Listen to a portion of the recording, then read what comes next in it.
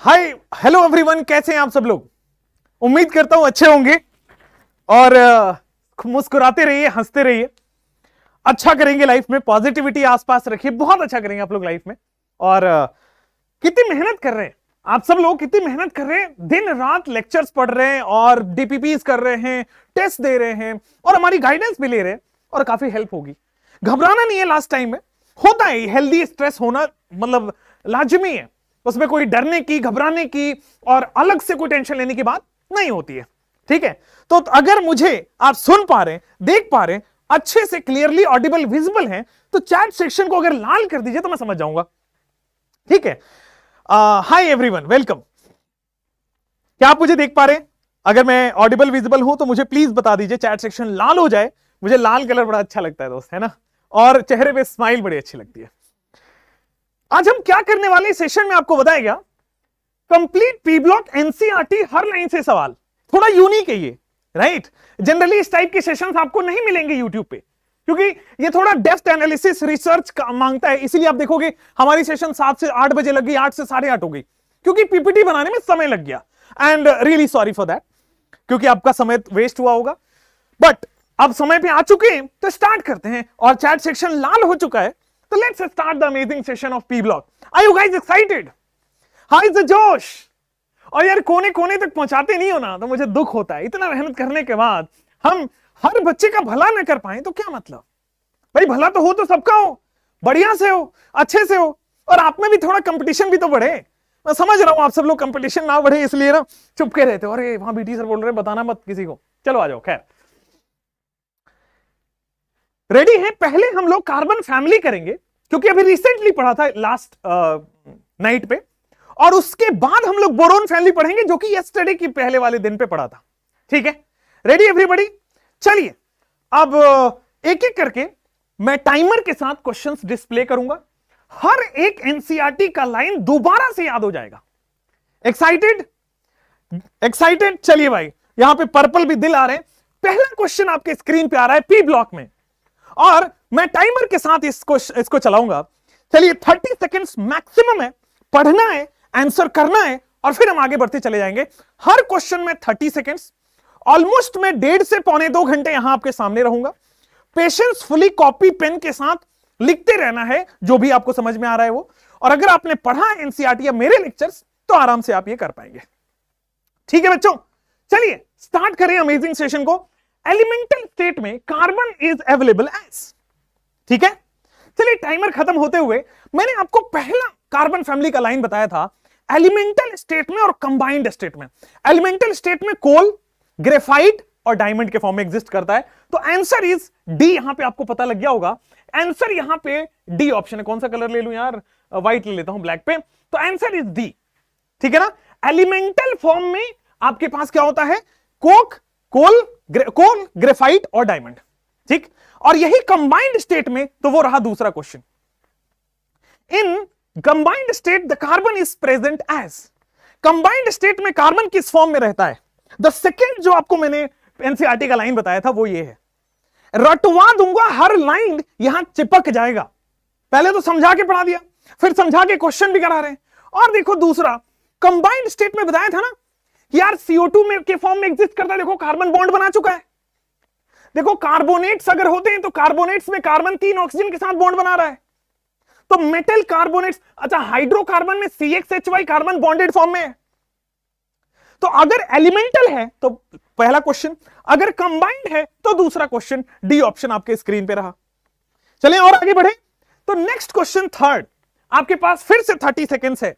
मैं आपके सारे चैट्स में नहीं दे पा रहा हूं, एक बार मैं टॉप है ना, मैं इसको ऑल चैट्स में कर देता हूं, ऑल। चलो भाई आ जाओ फिर, carbon has dash stable isotopes. Carbon के पास तीसरा जो मैंने लाइन बताया था, हर लाइन से सवाल है, एग्जामिनर पूछेगा तो पूछेगा कहां से भाई, एनटीए एनसीईआरटी से पूछेगा। एनसीईआरटी हमारे टिप्स पे है और सवाल देखते ही होगा हमारे कुछ क्वेश्चन में, इसीलिए कहा जाता है ये कर लीजिए आराम से होगा। अच्छा, कार्बन के कितने आइसोटोप है? गलती से अगर 3 बोलोगे ना भाई तो रात में डर आएगा, डरावना सपना। स्टेबल आइसोटोप पूछा है, टोटल आइसोटोप नहीं पूछा, यही थोड़ी थोड़ी छोटी छोटी मिस्टेक करोगे आप। स्टेबल आइसोटोप होते हैं 2, टोटल आइसोटोप कितने होते हैं? कार्बन 12, कार्बन 13, कार्बन 14, लेकिन उसमें से 2 ही स्टेबल है, उसमें से ऊपर वाले 2 ही स्टेबल है, और ऑप्शन में 3 भी दिया है, ठीक है ना। This is unstable isotope used in radio carbon dating. याद है क्या? डेटिंग वो वाला नहीं, आपका वाला नहीं, ठीक है। रेडियो कार्बन डेटिंग मतलब किसी भी एलिमेंट की एज पता करनी हो तो उसको ये इस्तेमाल करते हैं, कार्बन 14। चलिए again 30 seconds for the next question. Radio active isotopes, carbon के रेडियो एक्टिव आइसोटोप्स कौन से हैं? थोड़ी देर पहले रेडियो एक्टिव डेटिंग में कौन इस्तेमाल होता है? Unstable isotope carbon 14। C14 कहां है? D option. C14 D option हो गया। पूरी केमिस्ट्री, हाँ भाई ऑर्गेनिक इनऑर्गेनिक की जिम्मेवारी ली है तो कराएंगे ना, काहे घबरा रहे हो? आगे बढ़ जाते हैं। 7 8 टिन किस फॉर्म में नेचर में एग्जिस्ट करता है ना। ऑलरेडी प्रीवियस ईयर क्वेश्चन में ये पूछा गया सवाल है। लोग कहते हैं मेटलर्जी का है, बट ये तो पी ब्लॉक के उसमें इंट्रोडक्शन में दिया हुआ है, मेटलर्जी में भी है, ठीक है। अब मैक्सिमम बच्चे करेंगे सर एक काम करो, ये कैसीटेराइट है ना, कैसीटेराइट बोल दो ऑप्शन ए, और यहीं पे -1 लेके चले जाते हैं। यार आप ऐसा मत करना कि आपको दिखा पहले में, यार ये ना, आप ऐसा ना करना कि आपको पहला ऑप्शन दिखा और वही सही है और निकल गए, नहीं, चारों ऑप्शन को देखना है। इसका ऑप्शन सी सही है, बताओ कैसे? जो टिन की अकरेंस बताया था, तो टिन का जो मिनरल है, इंपॉर्टेंट मिनरल, वो है SnO2, और SnO2 का नाम होता है कैसीटेराइट। SnO2 का नाम होता है कैसीटेराइट। ये मेटलर्जी में शॉर्ट ट्रिक से याद भी कराऊंगा। तो देखो ए ऑप्शन भी दिया है, बी ऑप्शन भी दिया है, तो ऐसा ना करना अरे कैसीटेराइट सुना सुना लग रहा है, आगे बढ़ जाते हैं। तो जब सुना सुना लगेगा ना, -1 में एकदम सुना हो जाता है, वो नहीं करके नेक्स्ट क्वेश्चन पे मूव करते हैं। फिर से 30 सेकेंड्स आपके स्क्रीन पे, ठीक है। Please provide slides. हाँ भाई, इसके बाद हम स्लाइड्स प्रोवाइड कर देंगे, ठीक है। और अगर हमारी टीम से कोई देख रहे हैं तो आई रिक्वेस्ट कि स्लाइड्स आप बच्चों के लिए डाल दीजिए टेलीग्राम में, ठीक है। अदरवाइज मैं इस सेशन के बाद डलवाई दूंगा। Lead occurs in nature in the form of, lead किस फॉर्म में नेचर में मिलता है? लेड की अकरेंस बताइए। बड़ा मजा आ रहा है आप लोगों के साथ काम करके, I am very excited. Hard work करेंगे और 1-2 साल में कुछ बदल के दिखा देंगे, ये हमारा मेहनत कह रहा है, समझे। पीबीएस लेड का इंपॉर्टेंट मिनरल बता रखा है, अगर आपने नोट्स को सुना भी है ना तो भी हो जाएगा। इसका नाम होता है गैलेना, ठीक है। मेटलर्जी में दोबारा आएगा। आप देखिए अगेन ए ऑप्शन मार के गलती ना करवा लेना। सारी गलती जो कर सकते हो वो सारी प्रोबेबिलिटी में यहीं पे खत्म कर दे रहा हूं कि अगर ए भी है बी भी पढ़ लेना एक बार, हो सकता है बोथ ए एंड बी नीचे लिखा हो, ठीक है। नेक्स्ट क्वेश्चन बच्चों, बहुत शानदार, आप लोगों का मजा आ रहा है। Synthetically prepare radio active element of carbon family. भाई कार्बन फैमिली में अब देखो, जो नया वाला एनसीईआरटी का एडिशन आया है, बहुत सारे लोग अभी पुरानी पढ़ रहे होंगे, सेकेंड हैंड किताब लेते हैं आप, है ना, थोड़ी थोड़ी के चक्कर में सब नुकसान करा लेते हैं। जो नया वाला एडिशन आया है उसमें कार्बन फैमिली के नीचे कार्बन, सिलिकॉन, जर्मेनियम, टिन और लेड, इसके नीचे आपके पास फ्लेरोवियम भी एक एलिमेंट है, नए वाले एनसीईआरटी में दिया गया है, ठीक है। और जो 7th पीरियड का एलिमेंट है, 7th period elements are largely synthetically radio active.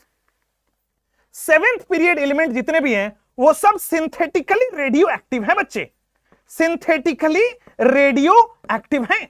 और यार यहां पे समझ आ रहा है, फ्लेरोवियम खत्म कहानी, इसमें बोथ ए एंड बी मत कर देना।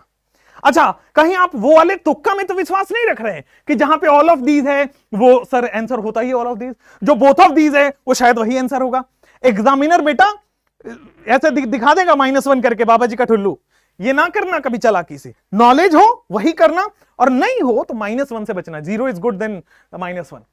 11वां 30 सेकेंड्स का टाइमर, 11वां सवाल पढ़ते ही आंसर आना चाहिए, ज्यादा नहीं, 30 seconds. Second most abundant element on earth crust. यार यहां पे चमक क्या, ठीक है ना। जैसे ही हमने लास्ट वाला वर्ड देखा, सिलिका और सिलिकेट, सिलिका और सिलिकेट के फॉर्म में कौन सा एग्जिस्ट करता है? सिलिकॉन। सिलिका और सिलिकेट्स के फॉर्म में कौन सा एग्जिस्ट करता है? सीधा सीधा आगे बढ़ जाएंगे, सिलिकॉन। सिलिका का फॉर्मूला भी बताते चलिए, क्वेश्चन से हम और भी इंफॉर्मेशन निकालेंगे। Silica is SiO2, 8 membered ring, alternate silicon oxygen, 3D covalent network solid. चलिए सिलिकेट का बेसिक स्ट्रक्चरल यूनिट बताइए। सिलिकेट्स का बेसिक स्ट्रक्चरल यूनिट होगा SiO4-4। इसका नाम होता है ऑर्थो सिलिकेट। इसका नाम होता, अच्छा थोड़ा सा 10 सेकंड घटाते हैं अब, ठीक है, 30 सेकंड के बजाय अब 20 सेकंड में करेंगे। चलिए जल्दी से, valence shell electronic configuration, valence shell electronic configuration of these elements. Carbon family की बात हो रही है, वैलेंस सेल इलेक्ट्रॉनिक कॉन्फ़िगरेशन। भाई कार्बन फैमिली में valence shell electronic configuration NH2nP2। Next question, एकदम पलक झपकते ही आंसर आना चाहिए, पलक झपकते ही। एनटीए डर जाएगा भाई, सवाल पूछे तो पूछे कहां से, एनसीईआरटी का हर लाइन से सवाल करा दिया यार। अब क्या, the correct order of covalent radius. Covalent radius, क्या कार्बन फैमिली में कोवलेंट रेडियस में कोई एक्सेप्शन है? नहीं है, तो जनरल ट्रेंड फॉलो करेगा। डाउन द ग्रुप जाने पे साइज बढ़ेगा। क्यों बढ़ेगा वो भी सुन लीजिए, डाउन द ग्रुप जाने पे नंबर ऑफ शेल्स बढ़ते हैं इसलिए साइज बढ़ता है। ठीक है यार, तो कैसी गीत सुनोगे, कैसी गीत सुनोगे, बी ऑप्शन। समझ में आया, समझ में आ गया है? हां चलिए 13 के बाद 14th, अगेन 20 सेकेंड्स। एशर्सन रीजन के लिए वन ऑफ द फेवरेट सवाल, एशर्सन रीजन लास्ट ईयर जो था वन ऑफ द फेवरेट सवाल है, फटाक से करिए भाई। There is a considerable increase, carbon से सिलिकॉन में भाई कंसिडरेबल इंक्रीज है। फिर कह रहा है सिलिकॉन से लेड में स्मॉल इंक्रीज है। आयनाइजेशन एनर्जी की बात कर रहा है, बहुत कोवलेंट रेडियस की बात कर रहा है। क्यों ऐसा? अच्छा सर, मैक्सिमम लोग यहां पे आके अटकेंगे सी ऑप्शन पे, थोड़ा सा ये रुकूंगा इसमें। सी ऑप्शन में लटक रहे हैं ना, बोला था मैंने, शिकारी आएगा बेटा, दाना डालेगा भाई, लेकिन फंसना नहीं है। शिकारी आएगा, दाना डालेगा, फंसना नहीं है। Both of these, all of these और नन ऑफ दीज से पता नहीं क्या मोहब्बत है आपको, है ना? मोहब्बत कॉन्सेप्ट से करिए, ये गलत है बोथ ऑफ दीज। आंसर इसका बी होगा। किसने बोला, किसने सिखाया आपको, या कब मैंने आपको सिखा दिया इफेक्टिव न्यूक्लियर चार्ज इंक्रीज होता है? Down the group effective nuclear charge is constant. ठीक है, down the group effective nuclear charge is constant. ध्यान रखिए, पीरियोडिक टेबल में पढ़ाऊंगा। अब देखो क्या ना, सिलिकॉन से लेड तक बहुत कम बढ़ रहा है। क्यों यार? Poor shielding, lanthanide contraction, transition contraction पढ़ाया था ना, उसी से तो साइज इफेक्ट हो रहा था। तो अब कहां जेड इफेक्टिव में घुस गए? नेक्स्ट क्वेश्चन, जल्दी से 10 सेकंड में। First ionization energy of 14 member is dash than group 13। अब यार ग्रुप 13 और ग्रुप 14 में आयनाइजेशन एनर्जी बताया था ना, ग्रुप 13 और ग्रुप 14 में आयनाइजेशन एनर्जी बताया था। ग्रुप 13, अरे लेफ्ट से राइट जाओगे, साइज स्मॉल, और साइज स्मॉल तो एनर्जी ज्यादा, साइज स्मॉल तो एनर्जी ज्यादा। हायर हो गया क्या बच्चे? हायर हो गया क्या बच्चे? नेक्स्ट, केमिस्ट्री का प्लानर बच्चे कल लॉन्च कर देंगे, या फिर आज रात में मेरी 12:30 तक क्लास है, आज इसी सेशन इसी चैनल पे लगा हुआ है, तो 12:30 के बाद मैं 10 मिनट का सेशन आपको रिकॉर्ड कर दूंगा। चलिए आप पढ़ लेते। 16th में in general ionization energy of group 14, general की बात कर रहा है, ध्यान दीजिएगा, क्वेश्चन की थोड़ी मर्म को समझिए। In general the ionization energy of group 14, अरे नीचे जाने पे साइज बढ़ेगा, आयनाइजेशन एनर्जी कम होगा, डिक्रीजेस। देखो डिक्रीजेस कहीं लिखा हुआ है क्या? बी ऑप्शन मार के आगे बढ़ जाओ। चलिए नेक्स्ट क्वेश्चन पे मूव करते हैं। The ionization enthalpy slightly increases from tin to lead. Ionization enthalpy का ऑर्डर मैंने बताया आपको कि नीचे जाने पे साइज कम हो रहा है, लेकिन स्लाइटली इंक्रीज हो जाता है। या रीजन बताया था क्या? रीजन बताया था लेंथेनाइड कॉन्ट्रैक्शन, खोजो इसमें। अब रीजन बताया था लेंथेनाइड कॉन्ट्रैक्शन, समझ में आया क्या? B option. Poor shielding of F orbital is lanthanide contraction, उसका डेफिनेशन लिखा है। अगर मैं इसको लिख दूं लेंथेनाइड कॉन्ट्रैक्शन तो भी सही होगा ऑप्शन, ठीक है ना? चलो next question. The element of group 14 elements are slightly more electronegative than group 14। भाई कह रहा है ग्रुप 13 और ग्रुप 14 में दिस इज मोर इलेक्ट्रोनेगेटिव, बताना क्यों मोर इलेक्ट्रोनेगेटिव? अगेन बच्चे अगर आप कॉन्सेप्ट पे ध्यान देंगे तो ये तो बड़ा हलवा सवाल है ना, है कि नहीं? अगेन ये ऑप्शंस इस तरह से डिजाइन है कि आप फंसोगे। ऑप्शंस मैंने बनाए हैं और मैं आपको ऐसे बख्शूंगा नहीं, मैं फंसा के रहता हूं। तो आइए देखते हैं। अच्छा, मोर इलेक्ट्रोनेगेटिव का मतलब सर ये इलेक्ट्रोनेगेटिव ज्यादा है। इलेक्ट्रोनेगेटिव क्या है? अट्रैक्शन। भाई शादीशुदा अट्रैक्शन, बॉन्डेड अट्रैक्शन बोलते हैं ना, बॉन्डेड इलेक्ट्रॉन का अट्रैक्शन। अच्छा, बेसिकली कुल मिला के बात करें तो ये अट्रैक्शन ही तो है, हाँ या ना? अगर कुल मिला के बात करें तो है अट्रैक्शन है यार। अच्छा, अट्रैक्शन है तो अट्रैक्शन क्यों होता है? स्मॉल साइज की वजह से, क्योंकि ये स्मॉल साइज है तो न्यूक्लियस नियर है, न्यूक्लियस पास में है, और न्यूक्लियस पास में है तो खींचेगा, हाँ या ना बोलना पड़ेगा। आगे बढ़ सकते हैं क्या? चमक रहा है एकदम बढ़िया, चमक रहा है आंखों में। नेक्स्ट क्वेश्चन आपके स्क्रीन पे आते हैं, the correct order of electronegativity. यार ये वायर फंस जा रहा पैर में, एक सेकेंड ना। चलो, the correct order of electronegativity of group 14। Group 14 का इलेक्ट्रोनेगेटिविटी ऑर्डर, यहां पे स्टार लगा ले इस क्वेश्चन में, क्योंकि ये एक्सेप्शनल ऑर्डर है, समझा रखा है, एक्सेप्शनल ऑर्डर समझा रखा है। बताइए कौन कौन से? The correct order of electronegativity, which of the following, बताओ इसमें सुधाकर जी कह रहे हैं, एक हार्ट बना के भेजा, बहुत बढ़िया बच्चा। क्या इसका आंसर डी है? क्या बात कर रहे हो, एक बार सोचो एबीसी के बारे में। चलो बढ़िया, पढ़ने वाले बच्चे लग रहे हैं सारे के सारे। भाई डी ऑप्शन है। फर्स्ट इट डिक्रीजेस, इलेक्ट्रोनेगेटिविटी के लिए एनसीईआरटी का लाइन देखो, लाइन देखो, सेकंड पेज का पहला पैराग्राफ का तीसरा चौथा लाइन है कि जैसे हम इलेक्ट्रोनेगेटिविटी के बारे में लिखा है, first it decreases and then it remains constant. Same लिखा हुआ है, पहले डिक्रीज करता है और फिर कांस्टेंट है, और इसकी वैल्यू दी गई है टेबल में, उस पैराग्राफ के जस्ट नीचे रेड कलर का टेबल है, देखो उसमें वैल्यू दी गई है। Answer D is correct. Next is 20। All members of group 14 are, भाई ग्रुप 14 के सारे मेंबर्स क्या है? सॉलिड है कि लिक्विड है कि गैस है? फिजिकल प्रॉपर्टीज का पहला लाइन कि all members of group 14 carbon, silicon, germanium, tin और लेड आर सॉलिड, लिखा हुआ है ना। All members of group 14 are solid, और हमारे नोट्स का फिजिकल प्रॉपर्टी का पहला ऐसे चेक किया हुआ है सॉलिड। नेक्स्ट बढ़िया, सॉलिड हो गया बच्चे, थैंक यू सो मच भाई इतना दिल विल बनाने के लिए। With respect two elements of group 14 which of the following element is correct? भाई ग्रुप 14 के हिसाब से कौन सा करेक्ट है? ग्रुप 14 में कौन सा करेक्ट है? कार्बन, सिलिकॉन और नॉन मेटल, बताया तो कार्बन, सिलिकॉन, जर्मेनियम, टिन और लेड। देखो जब आप एनसीईआरटी पी ब्लॉक स्टार्ट करते हो ना, तो पी ब्लॉक के इंट्रोडक्शन में बोला गया है कि ये दोनों मेटल वाइड है, ठीक है। पी ब्लॉक के इंट्रोडक्शन में एनसीईआरटी लिखता है ये दोनों मेटल वाइड है, लेकिन जब आप कार्बन फैमिली खोल के पढ़ते हो तो वहां लिखा गया है ये भी नॉन मेटल है, एनएम लिखता हूं नॉन मेटल, ये भी नॉन मेटल है, ये मेटल वाइड है, ठीक है, और ये दोनों मेटल है। तो हम कार्बन फैमिली पढ़ रहे हैं तो फैमिली के हिसाब से चलेंगे। और कई लोग ग्रुप में कमेंट कर रहे थे कि सर कंफ्यूजन हो गया, मतलब मैंने कमेंट सेक्शन देखा था लास्ट वाली वीडियो का कि सर कंफ्यूजन हो गया, ये दोनों आपने मेटल वाइड बताया था फिर नॉन मेटल बताया। मैं अपनी तरफ से कुछ थोड़ी ना बोलता हूं, मैंने केमिस्ट्री थोड़ी बनाई है, एनसीईआरटी जो कहता है हम उसी के ओरेटर है। तो एनसीईआरटी ने जब इंट्रोडक्शन इंटू, ऐसे खुद कंफ्यूज है यहां पे, ठीक है ना। नए एडिशन में भी मैंने देख लिया है, अभी तक वो चेंज नहीं हुआ है। तो इसको नॉन मेटल माना गया, कार्बन फैमिली में इसको नॉन मेटल माना गया है, इसको मेटल वाइड माना गया है, इन दोनों को मेटल माना गया है। हम उसी हिसाब से चलेंगे। कार्बन, सिलिकॉन नॉन मेटल, सही बात है। जर्मेनियम मेटल वाइड है, बिल्कुल सही बात है। ये दोनों सॉफ्ट मेटल है, बिल्कुल सही बात है। इसका मतलब all of these is correct ना।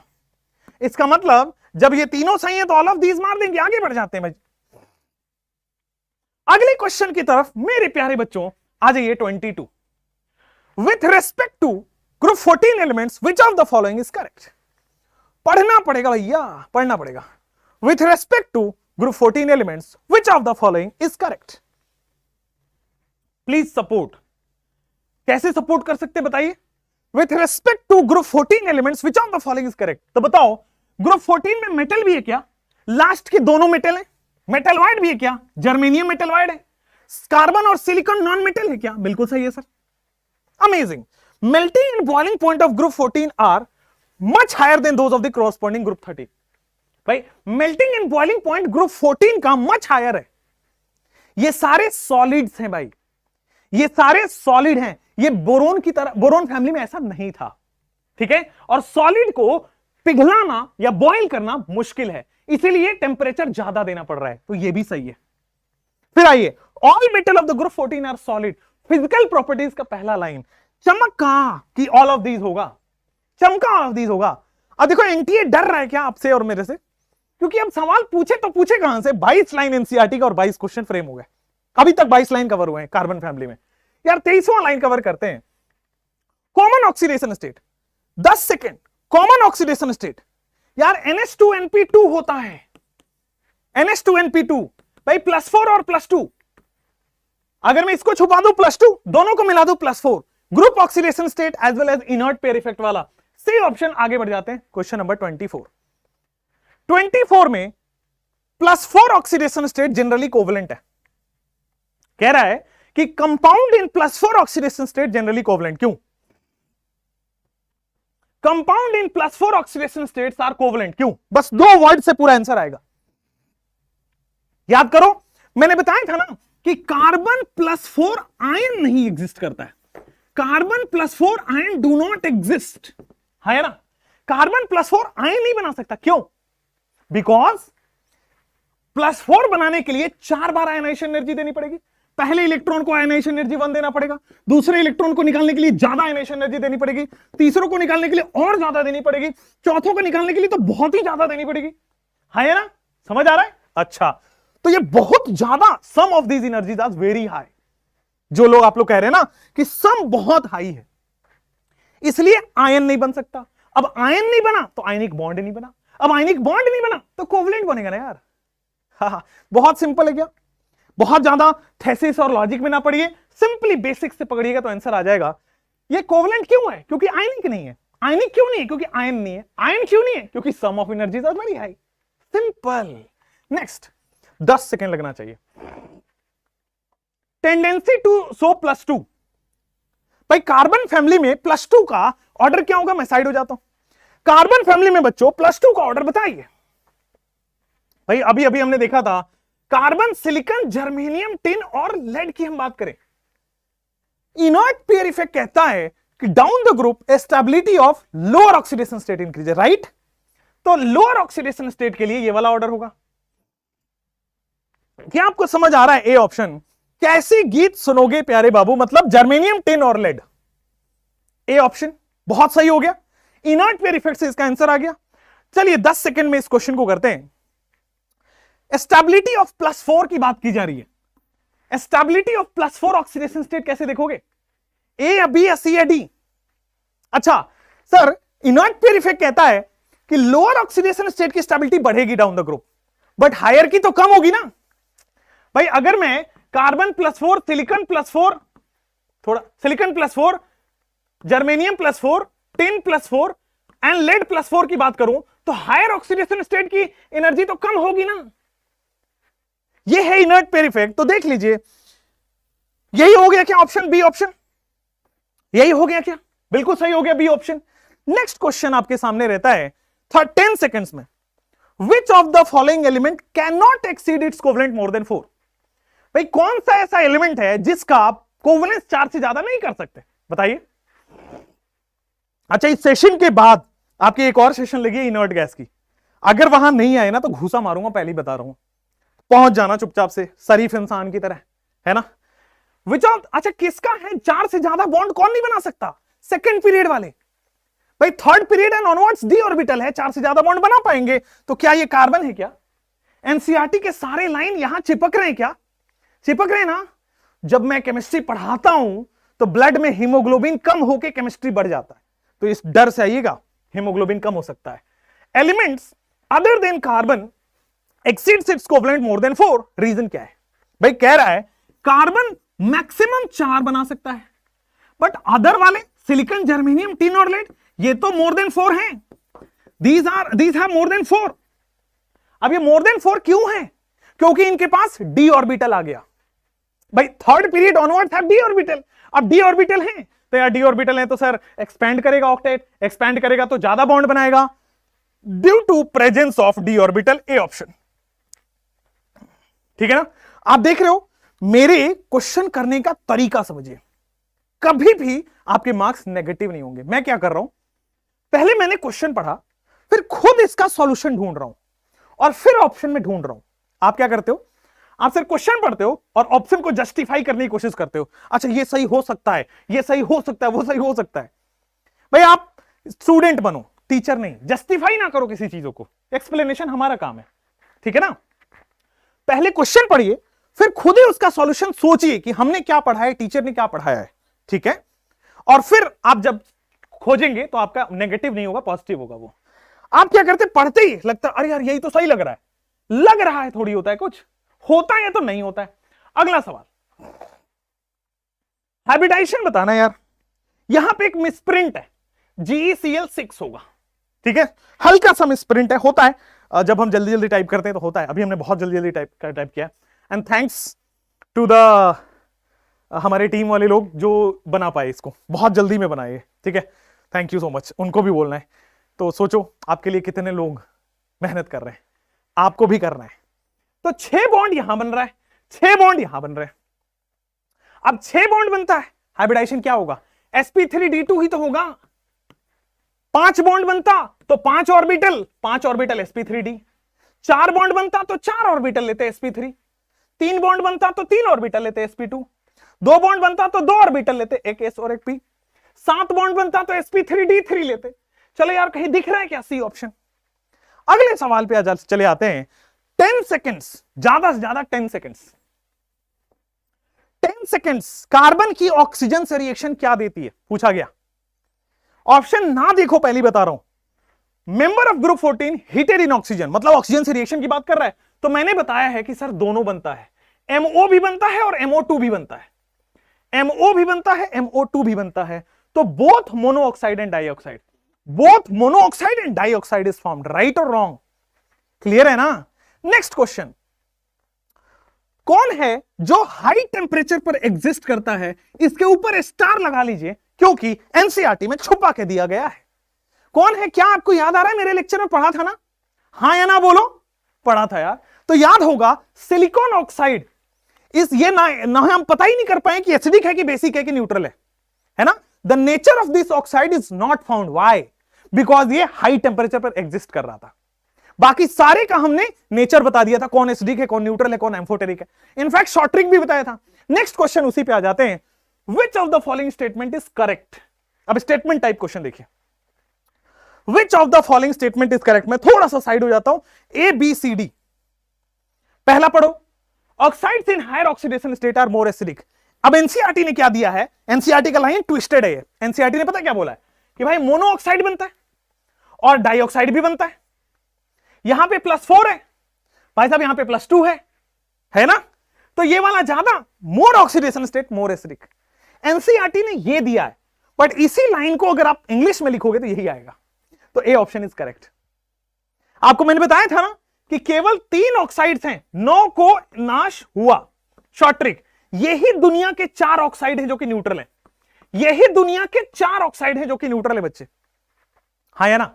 अच्छा, यही 4 ऑक्साइड न्यूट्रल है, ये भी। तो both A and B are correct. C option समझ रहा है सब लोगों को, मजा ही आ गया यार, क्या ऑसम लोग हो यार आप लोग। क्लैप फॉर योरसेल्फ, अपने खुद के लिए तालियां बजाइए पहले तो, क्या अमेजिंग लोग हो आप लोग। मतलब एनसीईआरटी रट जाओगे क्या तो आपके नंबर भी बहुत आएंगे। जो आप लोग आके बोलते हो ना सर आपसे पढ़ने के बाद नंबर बढ़ गया, वो आप भी बोलने वाले हो इसका मतलब, राइट। चलिए 34, विच of the following is acidic in nature. अब मैंने पूरे ऑक्साइड का नेचर बता रखा है, कौन एसिडिक है इनमें। तो देखो CO को बता रखा था न्यूट्रल, बस ऑक्साइड्स और उसमें केवल यही न्यूट्रल था। बाद बाकी अगर मैं टिन और लेड की ऑक्साइड ले रहा था, चाहे आप SnO-PbO लो, चाहे आप SnO2-PbO2 लो, तो क्या हो जाएगा, ये सारे के सारे एसिडिक है। दे बोथ आर सॉरी, ये वाले एम्फोटेरिक है। अरे यार ये नोट पे लिखने की आदत है मेरे को, एक सेकंड लो, ये मैं PPT पे पढ़ा रहा हूं, एक्चुअली नोट पे लिखने की आदत है तो राइटिंग भी नहीं बन रही। और चलो खैर, एम्फोटेरिक, ठीक है ना। तो ये छोड़ के बाकी सारे तो लिखे हुए हैं, तो ये भी एसिडिक, ये भी एसिडिक, ये भी एसिडिक, ऑल ऑफ दिस। भाई इनको छोड़ दो, ये न्यूट्रल एम्फोटेरिक है तो रिमेनिंग एसिडिक है। आगे बढ़ जाए क्या, नेक्स्ट आपके स्क्रीन पे आ जाते हैं 10 second, which of the following are amphoteric. अब कमेंट में पहले आप लिखोगे एम्फोटेरिक का ट्रिक, है ना। जब आप एग्जाम देने जाओगे और जब ये क्वेश्चन फंसेगा तो याद आएगा, बस आंसू कंट्रोल रखना। मैं जानता हूं मैं बहुत अच्छा हूं, मैं जानता हूं मैं बहुत स्वीट हूं, मैं जानता हूं मैं बहुत स्मार्ट हूं, मैं जानता हूं मैं बहुत एनर्जेटिक हूं, मेरे अंदर दुनिया की हर अच्छाई भरी पड़ी है, लेकिन अपने आप को कंट्रोल करें, इतनी तारीफ मेरी ना करें, है ना। चलिए आइए, which of the following are amphoteric. Amphoteric के लिए शॉर्ट ट्रिक बताया क्या, याद है वो दिमाग में, बताया था जनाबे अली ने गाया, जनाबे अली ने गाया कार में पंजाबी सॉन्ग, ठीक है ना, पंजाबी सॉन्ग। यार यहां पे कौन सा दिख रहा है? क्या आपको दिख रहा है which of the following is are amphoteric in nature? Which of the among the following are, अब बताओ इसका आंसर। जनाबे अली ने गाया बेकार में पंजाबी सॉन्ग। अब इसमें क्या करें? सी बोले, डी बोले, पी बोले? यार यहां पे थोड़ा सा मिस्टेक है, एक्चुअली यहां पे होगा both B and C. This is a mistake, ठीक है ना, यहां पे बोथ बी एंड सी आएगा, ठीक है ना, तो आंसर डी होगा यहां पे। जनाबे अली ने गाया बेकार मन से पंजाबी सॉन्ग। अब Sn+2 Sn+4 दोनों में ऑक्साइड्स बनाते हैं। बी एंड सी ऑप्शन गलत है, सही समझ गया मैं, मिसप्रिंट है, बोथ बी एंड सी वहां पे होना था, ए एंड बी लिख दिया उन्होंने, चलेगा। और ये अच्छी बात है कि आप लोग ना क्वेश्चन में कोई मिसप्रिंट है वो भी पकड़ पा रहे हो, दैट मींस कॉन्फिडेंस लेवल इधर है। वाओ कितना अच्छा पढ़ाता हूं यार मैं। Next, which of the following mono oxides of carbon family is neutral? अरे यार न्यूट्रल के लिए पूछे तो CO, NO, N2O और वाटर। यार कोई लोग पढ़ा देते तो मैं भी दे देता, वैसे ऑक्साइड्स ये तीनों है, ठीक है। तो चलो यहां पे मुझे ए ऑप्शन दिख रहा है। आगे बढ़ते हुए नेक्स्ट क्वेश्चन पे, GeO क्या है भाई? GeO क्या है? तो CO न्यूट्रल है, SNO एम्फोटेरिक है, SNO2 एम्फोटेरिक है, PbO एम्फोटेरिक है, PbO2 एम्फोटेरिक है, remaining all are acidic, remaining all are acidic. अगले सवाल पे मूव करते हैं। SNO एंड PbO क्या है? ये एसिडिक है, न्यूट्रल है, एम्फोटेरिक है। तो जनाबे अली ने गाया बेकार मन से पंजाबी सॉन्ग, है ना, जनाबे अली ने गाया कार में पंजाबी सॉन्ग। तो बेटा पंजाबी सॉन्ग एम्फोटेरिक है, एम्फोटेरिक है, कहां गया? D option amphoteric. समझा? एकदम बढ़िया से समझा। हम आगे बढ़ सकते हैं बच्चों। नेक्स्ट क्वेश्चन को 10 सेकंड में करेंगे। Member of the group 14 which forms the most acidic oxide? बताइए। इसके लिए हमने एक लाइन लिखा हुआ है आपके नोट्स में, कहो तो बताऊं, कहो तो बताऊं। चलिए 10 सेकंड खत्म होते ही मैं बताऊंगा। चलिए आते, 15 सेकंड खत्म हो गया। आइए, कहा जाता है कि down the group basic character increases, down the group basic character increases. हाँ या ना? बहुत बढ़िया। तो इसका मतलब डाउन द ग्रुप बेसिक बढ़ेगा तो एसिडिक कम होगा ना, डाउन द ग्रुप बेसिक बढ़ेगा तो एसिडिक कम होगा। इसका मतलब सबसे ऊपर सबसे ज्यादा एसिडिक, फिर नीचे आने पे एसिडिक कम हो रहा है। डाउन द ग्रुप एसिडिक कम हो रहा है, मतलब सबसे टॉप पे सबसे एसिडिक होगा, सबसे टॉप पे जो एलिमेंट होगा वो सबसे एसिडिक होगा। बात समझ में आई क्या? बी ऑप्शन आपने पहले से समझ लिया है। अगले पे जाते हैं। The member of group 14 which is commonly found in +2। आप मुझे इसका रीजन बताएं, मुझे आंसर आपको चमक जाएगा, बट रीजन बताओ why it is found in +2। पहले आप ऑप्शन बताओ कौन सा सही है, फिर रीजन बता दो। तो मैं बता देता हूं भाई रीजन पहले, जो आप एक कमेंट देखूंगा फिर मैं बता दूंगा रीजन। बताओ बताओ। हां, इनर्ट पेयर इफेक्ट। बहुत बढ़िया। डी ऑप्शन में down the group stability of lower oxidation state. याद आया? Lower oxidation state increases, down the group stability of lower oxidation state increases. IP effect लिख देता हूं, मतलब इनर्ट पेयर इफेक्ट। समझ गए? Next question, which of the following remains unaffected by water? कौन है जो पानी से रिएक्शन नहीं करेगा? विच of the following reacts unaffected by water? तो भाई पानी से रिएक्शन कौन नहीं करता है? तो याद करो, कार्बन, सिलिकॉन, जर्मेनियम, इन तीनों भी रिएक्शन नहीं हो रहा था। कितना शानदार ऑप्शन बनाया आपको। आप सोचोगे शायद कार्बन नहीं करता हो, शायद सिलिकॉन तो ऑक्साइड बनाता, शायद करता हो। इसके लिए एनसीईआरटी डेप्थ में पढ़ना पड़ता है ना। अचानक से नींद में रहोगे और सोचोगे सर हमसे सवाल नहीं हो रहे, नीट एनटीए ने गलत कर दिया, हम हड़बड़ी में कर गए, ऐसा कुछ नहीं होता। डेप्थ पढ़ाई करोगे सब होगा। तो देखो, टिन और लेड की बात करें, ये हॉट वाटर से रिएक्शन दे रहे थे। बेटा कोई भी आप हॉट चीजों को देखो ना, थोड़ा सा पिघल जाता है इंसान, ठीक है ना। हॉटनेस के सामने इंसान का पिघलना बनता है। अब जब यहां पे स्टीम से रिएक्शन कराओगे, स्टीम मतलब हॉट वाटर, तो यहां पे SnO2 का फॉर्मेशन होगा, यहां पे PbO का फॉर्मेशन होगा और ये ऑक्साइड्स बनाएंगे, क्योंकि यहां पे स्टीम है। चलिए बड़ी बढ़िया। तो और ये भी बताया था कि लेड बिकम्स पैसिव, ये भी बताया था lead becomes passive, Al2O3 type का लेड बिकम्स पैसिव। तो कौन सा? All of these. इन तीनों में कोई रिएक्शन नहीं होती है, ऑल ऑफ दीज। ठीक है। एज ऑलवेज सर मजा आ रहा है, बहुत बढ़िया तथागत जी, अमेजिंग तथागत जी हमारे बहुत पुराने स्टूडेंट लग रहे हैं। Tin decomposes steam to form. थोड़ी देर पहले लल्ला मेरे, थोड़ी देर पहले SnO2 पढ़ाया गया आपको। SnO2 की पानी SN की पानी से रिएक्शन करके SnO2 बनता है, ऑक्साइड का फॉर्मेशन करता है। एक बात मैंने स्टार मार्क कराई है, पता है क्या? एक बात मैंने स्टार मार्क कराई है कि भैया H2 gas di hydrogen gas निकलता है। ये देखिए कितना छुपा रुस्तम सवाल है, मजेदार स्टार मार्क लगा लीजिए। बाई प्रोडक्ट नहीं याद रहता है लोगों को, एनसीईआरटी के लाइन में लिखा हुआ है। तो 43 क्वेश्चन नंबर 43। अब ये थोड़ा सा ना मिसप्रिंट है, तो आइए मैं आपको यहां पे लिख देता हूं। टिन की रिएक्शन दो वाटर मॉलिक्यूल से करा रहे हो, X + 2Y बन रहा है। Identify X, identify Y। मैं अपनी हैंड राइटिंग के लिए माफी चाहूंगा, ये पावर पॉइंट में थोड़ी सी राइटिंग नहीं बनती है, ठीक है, नोट में बनती है। तो अब ये पीपीटी में बना था तो मैं लेके चला आया आपके लिए। भाई इसमें हॉट वाटर से रिएक्शन होगा, हॉट वाटर से रिएक्शन होगा, तो यहां पे SnO2 plus di hydrogen gas निकलता है। SnO2 plus di hydrogen gas. आपसे रिएक्शन बैलेंसिंग नहीं पूछेगा, रिएक्शन बैलेंसिंग हमेशा फिजिकल केमिस्ट्री रेडॉक्स में आती है, इनऑर्गेनिक में नहीं पूछी जाती। तो SnO2 प्लस H2 कहीं दिख रहा है क्या? SnO2 plus H2 C option दिख रहा होगा। चमक रहा है तो बेटा 45 क्वेश्चन करिए, 45 question, 10 second. Which of the following halides are form by, अरे यार कार्बन की, कार्बन फैमिली ई लिख दो, कार्बन फैमिली की हैलोजन से रिएक्शन करते थे तो क्या बनता था यार? +2 और +4 दोनों में बनता था क्या? +2 और +4 दोनों में बनता था। EX2 एंड EX4 दोनों में ही बनता था क्या? MX2 एंड MX4 कहीं दिख रहा है क्या? MX2 and MX4 D option में चमका आप सब लोगों को, है ना? कार्बन ऑक्सीजन से रिएक्शन करने के बाद भी +2 +4, हैलोजन से रिएक्शन करने के बाद भी +2 +4। अगला सवाल आपके स्क्रीन पे आ जाएगा, हाइब्रिडाइजेशन। जो ये MX4 बना रहा है उसकी हाइब्रिडाइजेशन बताइए। MX4, तो आपको अगर MX4 ना समझ में आए तो M के जगह कार्बन रख दो, X के जगह हैलोजन रख दो, कोई भी, CCl4।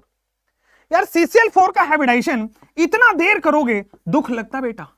4 sigma bond sp3, 4 sigma bond sp3 hybridization. अगले सवाल पे मूव कर जाएं, ठीक है, क्लियर? आगे अगले क्वेश्चन पे मूव करते हैं। द शेप ऑफ MX4, है ना, जो पूरा एनसीईआरटी। अब थोड़ा थोड़ा कुछ छोटे छोटे सवाल भी हैं, उसको भी करते जाइए।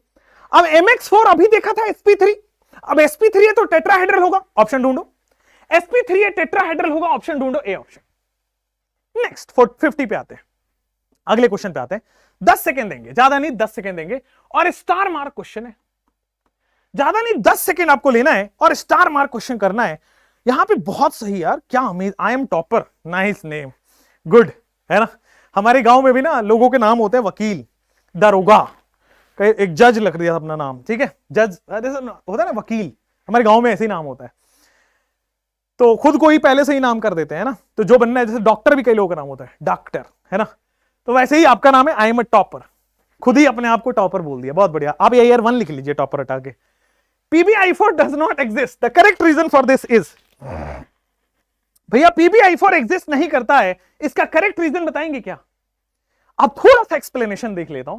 भाई जब भी कार्बन फैमिली को 4 बॉन्ड बनाना है, तो 4 बॉन्ड बनाने के लिए हमेशा एक्साइटेड स्टेट में ही 4 बॉन्ड बनेगा, ग्राउंड स्टेट में 4 बॉन्ड बनाना असंभव है, ठीक है सर, क्योंकि एक्साइटेड स्टेट में ही 4 अनपेयर्ड इलेक्ट्रॉन मिलते हैं। एक्साइटेड स्टेट में ही 4 अनपेयर्ड इलेक्ट्रॉन होते हैं, और 4 अनपेयर्ड इलेक्ट्रॉन है तो भाई तभी तो 4 बॉन्ड बनेगा। लेकिन PbI4, अब एक्साइटेशन करना है तो एक्साइटेशन करने के लिए एनर्जी चाहिए, लेकिन PbI बॉन्ड से उतनी एनर्जी नहीं मिलती है कि वो एक्साइटेशन कर पाए, ठीक है ना? 6s2 electron in lead is not excited, 6s2 electron जो है वो एक्साइट नहीं होता है, ठीक है ना? बिकॉज PbI बॉन्ड, बिकॉज जो PbI बॉन्ड है वो एनर्जी नहीं दे पाता है। PbI bond do not provide sufficient energy, PbI bond do not provide sufficient energy. तो कौन है भाई? PbI4 है। अरे बहुत बढ़िया, सी ऑप्शन चमका गया। मैंने फिर बोला आपको, मेरे सवाल को सॉल्व करने के तरीकों को देखिए। मैंने पहले स्टेटमेंट पढ़ा, फिर दिमाग में उसका सॉल्यूशन ढूंढा, फिर ऑप्शन ढूंढा, है ना? ऑप्शन देख के कंफ्यूज हो जाते हैं लोग, वैसा ना करें, ठीक है? Question 17 should be A and B. देख लेते बच्चे आपका एनोनिमस बेटा, वो भी देख लेंगे। चलिए, in group 14 the stability of dihalides, in group 14 the stability of dihalides. ध्यान दीजिएगा, डाइहैलाइड्स की बात कर रहा है, मतलब MX2 की बात कर रहा है, मतलब +2 की बात कर रहा है, मतलब लोअर ऑक्सीडेशन स्टेट की बात कर रहा है। इनर्ट पेयर इफेक्ट ने चाचा ने समझाया है, इनर्ट पेयर इफेक्ट के जो साइंटिस्ट थे वो चाचा ने समझाया कि नीचे जाने पे लोअर ऑक्सीडेशन स्टेट बढ़ता है, तो नीचे लोअर ऑक्सीडेशन स्टेट है तो नीचे जाने पे स्टेबिलिटी बढ़ेगा, इंक्रीजेस डाउन द ग्रुप होगा। अगले सवाल पे मूव कर जाते हैं 54, 10 सेकेंड। स्टेबिलिटी के हिसाब से इस क्वेश्चन को सॉल्व करना है। लिखा है विथ रेस्पेक्ट टू स्टेबिलिटी बताइए which of the following is correct. With respect to stability decreases नहीं बेटा, MX2 है ना, इंक्रीज करेगा, नीचे जाने पे लोअर ऑक्सीडेशन स्टेट बढ़ेगा। क्लियर है? हर एनसीईआरटी के हर लाइन से सवाल है। चलिए 20 सेकंड मिल गया इसको। अब देखो कह रहा है GeX4 is more stable then GeX2। Absolutely correct है। कार्बन +4 में स्टेबल होगा, सिलिकॉन +4 में स्टेबल होगा, जर्मेनियम +4 में स्टेबल होगा, टिन भी बेटा +4 में स्टेबल होगा। Only and only and only inert pair heaviest element में लग के Pb+2 स्टेबल होता है। सही तो कह रहा है, जर्मेनियम +4 स्टेबल तो है, सही तो है। दूसरा PbX2 इज मोर स्टेबल, बिल्कुल सही है। इनर्ट पेयर इफेक्ट, तो इसका मतलब दोनों सही है, तो बोथ ए एंड बी मारा जाए ना answer, final answer. Next option पे जाते हैं 55। विच of the following is not hydrolysed. एकदम क्वेश्चन को ऐसे देखिए, और कौन हाइड्रोलाइज नहीं हो सकता। विच of the following is not hydrolysed. अरे यार, हाइड्रोलिसिस में कल ही बताया था ना कि हाइड्रोलिसिस रिएक्शन में वाटर अपने लोन पेयर को डोनेट करेगा, तो सामने वाले के पास वैकेंट ऑर्बिटल होना चाहिए। लेकिन कार्बन के पास जब 4 बॉन्ड बनाता है वैकेंट ऑर्बिटल नहीं है। कार्बन जब 4 बॉन्ड बना रहा है वैकेंट ऑर्बिटल नहीं है, therefore it is not hydrolysed. इनमें तो हमने देखा था सिलिसिक एसिड बन रहा था SiOH4, CCl4 is not hydrolysed. चलिए, इस क्वेश्चन थ्योरेटिकल है, पढ़ने में इसको 20 सेकंड में देता हूं आपको। देखिए, इनऑर्गेनिक के सवाल कुछ इतने ही टाइम में बहुत हैं। 20 सेकेंड, 15 सेकेंड, 10 सेकेंड, बोला था ना करा के दिखाऊंगा आपको। इनऑर्गेनिक के सवाल वही तो हैं। SiCl4 हाइड्रोलाइज हो जाता है, करेक्ट रीजन बताओ। अच्छा, कह रहा है silicon atom can accommodate lone pair of electron from oxygen in d orbital. यार ये तो सही लग रहा है। सिलिकॉन एटम के पास वैकेंट ऑर्बिटल होता है, वैकेंट d ऑर्बिटल, और वाटर का लोन पेयर कोऑर्डिनेट बॉन्ड बना सकता है, तो सही है। दूसरा पढ़ते हैं, silicon atom can accommodate oxygen in p। अरे भाई, सिलिकॉन के पास p ऑर्बिटल खाली नहीं है, कार्बन फैमिली के पास p ऑर्बिटल खाली नहीं होता है। Silicon atom is very large in size. Yes, silicon atom large in size है, बिल्कुल सही है। अब देखो कई लोग यहां फंस जाएंगे, ये ऑप्शन थोड़ा सा गलत है। सी भी तो सही है। सिलिकॉन एटम का साइज बड़ा है तभी तो d ऑर्बिटल है, थर्ड पीरियड वाले का साइज बड़ा तो होता है, क्या गलत लिखा है इसमें? तो दोनों ही सही है बेटा। इसका आंसर होगा बोथ ए एंड सी। इसका आंसर होगा both A and C. None of these हटा दीजिए यहां से और डी ऑप्शन करेक्ट कर लीजिए। ठीक है, आपके सामने मैं सॉल्व कर रहा हूं, देखो इसमें कोई गलती नहीं है। सिलिकॉन एटम का साइज बड़ा है, सही तो है, थर्ड पीरियड का साइज बड़ा हो जाता है सेकंड पीरियड से। और अच्छा, कई लोग इस पर डिबेट कर सकते हैं, सर वेरी लार्ज लिखा है। बात एक ही है, बड़ा होता है ना, इसलिए ए एंड सी दोनों ही सही है यहां पे। ठीक है, ए एंड सी बेटा दोनों ही सही मिलेंगे। कुछ लोग लिख चुके हैं ए सी, बहुत बढ़िया। अब एसी कूलर फैन के आगे बढ़ जाते हैं। गिवन द रिएक्शन इज, मैं रिएक्शन आपके सामने लिख देता हूं, आपको दिख नहीं रहा होगा। रिएक्शन मैं आपके सामने लिख रहा हूं, दिख नहीं रहा होगा। इसकी रिएक्शन आप वाटर से करा दो। चलो बताओ, इसकी रिएक्शन आप वाटर से करा दो। टेल मी द रिएक्शन फटाफट से everybody. What is the final reaction? बताया था ना, सिलिकॉन के पास वैकेंट d ऑर्बिटल है, तो वाटर का लोन पेयर वैकेंट ऑर्बिटल में डोनेट करेगा, कोऑर्डिनेट बॉन्ड बनेगा, HCl रिमूव होके SiOH4 बनता है। SiOH4 कहीं दिख रहा है क्या? इसका नाम बता दो। What is the name of SiOH4? Comment में चमकना चाहिए सब लोगों का। 2 घंटे के अंदर पूरा एनसीईआरटी दिमाग में होगा। क्या ये सिलिसिक एसिड है बच्चे? SiOH4 is silicic acid. अगले क्वेश्चन पे, chemical formula of silicic acid बताओ। रुकना है मुझे इसमें, रुकना है क्या? आंसर आ चुका है ना, पलक झपकते आंसर आएगा बेटा, पलक झपकते आंसर आएगा C option. SiOH4 is the silicic acid मेरे प्यारे बच्चों। अगला 59 में आते हैं। SiF6-2 exist but SiCl6- exist नहीं करता है। व्हाट बताइए? SiF6- मैंने बताया था ये बहुत स्टार मार्क क्वेश्चन है, एसर्शन रीजन के लिए परफेक्ट सवाल है। ठीक है ना। अगर आप हम लोग तो अच्छा, आपको मैं बता दूं कि लास्ट टू लास्ट ईयर मैंने किसी कोचिंग के लिए प्रीवियस ईयर बुक लिखी है, मतलब मैंने उसमें बहुत काम किया है, मेरा नाम नहीं उसमें और नाम लेना भी नहीं चाहता, बट उसमें मैंने बहुत मेहनत करी है प्रीवियस ईयर पे। ठीक है, तो ऑलमोस्ट आइडिया लग गया है कि किस तरह के क्वेश्चंस फ्रेम होते हैं। ठीक है, तो वो आइडिया मैं आपके उसमें एक्सपीरियंस में यूज करता हूं। तो इस तरह के क्वेश्चन बहुत अच्छे होते हैं असर्शन रीजन के लिए। चलिए बताइए, ए कह रहे हैं कई लोग कह रहे हैं ए, कई लोग कह रहे हैं बी, और कई लोग कह रहे हैं सी। जो सी कह रहे हैं वही मेरे लेक्चर को अटेंड किया है, ये मैं आपको दावे से कह सकता हूं। एग्जैक्टली सेम सवाल को 2 मिनट 3 मिनट लेके खोपड़िया खोल के फिर समझाया था ना आपको। और ये इनटेक्स्ट क्वेश्चन में लिखा गया है भाई, इनटेक्स्ट क्वेश्चन है आपके एनसीईआरटी का, है ना। एनसीईआरटी को ही अच्छे से पढ़ेंगे तो ही होगा सिलेक्शन, में बता रहा हूं बार बार। कह रहा है कि 6 लार्ज क्लोराइड आयन, यही तो मैंने रीजन बताया था कि सिलिकॉन एटम के अराउंड 6 क्लोराइड आयन नहीं आते हैं because of the size limitation. Silicon का साइज छोटा है तो 6 क्लोराइड आयन इसके चारों तरफ नहीं आ सकते, मतलब ए भी सही है, ए इज ऑल्सो करेक्ट। बी पढ़ते हैं, interaction between lone pair of chloride ion, yes ये भी बताया था मैंने। अब क्योंकि साइज क्लोरीन इसके चारों तरफ आ ही नहीं पाया तो क्लोरीन दूर हो गया। अब क्लोरीन दूर हो गया तो क्लोरीन और सिलिकॉन के बीच का इंटरैक्शन भी कमजोर हो गया। तो बोथ आर करेक्ट। देख लीजिए यहां पे बोथ ऑफ दीज आंसर आएगा, बोथ ऑफ दीज आंसर आएगा। वीवीआईपी क्वेश्चन हो गया। अगले सवाल पे मूव कर जाते बच्चे। यहां पे ज्यादा से ज्यादा आपको 10 सेकंड दूंगा, इसमें ज्यादा से ज्यादा 10 सेकंड दूंगा क्योंकि एनोमेलस बिहेवियर अब आपको याद हो चुका है। क्यों? कहानी बताया था मैंने, कौन सी कहानी, अब तो कहानी भी याद हो गई होगी कि सर हर फैमिली में जो छोटा बच्चा होता है वो डिफरेंट बिहेवियर शो करता है, हाँ या ना। हर फैमिली का छोटा बच्चा डिफरेंट बिहेवियर शो करता है, हाँ या ना। अरे वाह।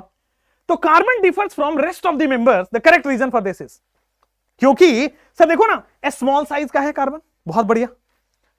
हर बोरोन की भी बात करो, different behaviour because of small size, high electronegativity, high ionization energy and absence of d orbital. ये 4 रीजन हर बार लगेगा, हर फैमिली में लगता है, याद कर लीजिए। ठीक है, स्मॉल साइज, डी ऑर्बिटल नहीं है, और चूंकि स्मॉल साइज है इलेक्ट्रोनेगेटिविटी आयनाइजेशन एनर्जी हाई हो जाता है। All of these are correct, this is the correct option. ठीक है ना, all of these are correct. 62 the orbital which are available for bonding in carbon atom. Carbon atom में कौन से orbital bonding करते हैं? शानिया सिंह, बहुत अच्छा ऑप्शन है आपका, बहुत अच्छा। नेक्स्ट चिन्मय जी, बहुत बढ़िया।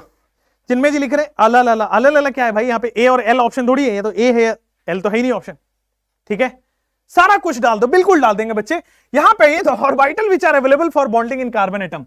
बेटा कार्बन कौन से पीरियड का है? तो चाचा सेकेंड पीरियड का है ना।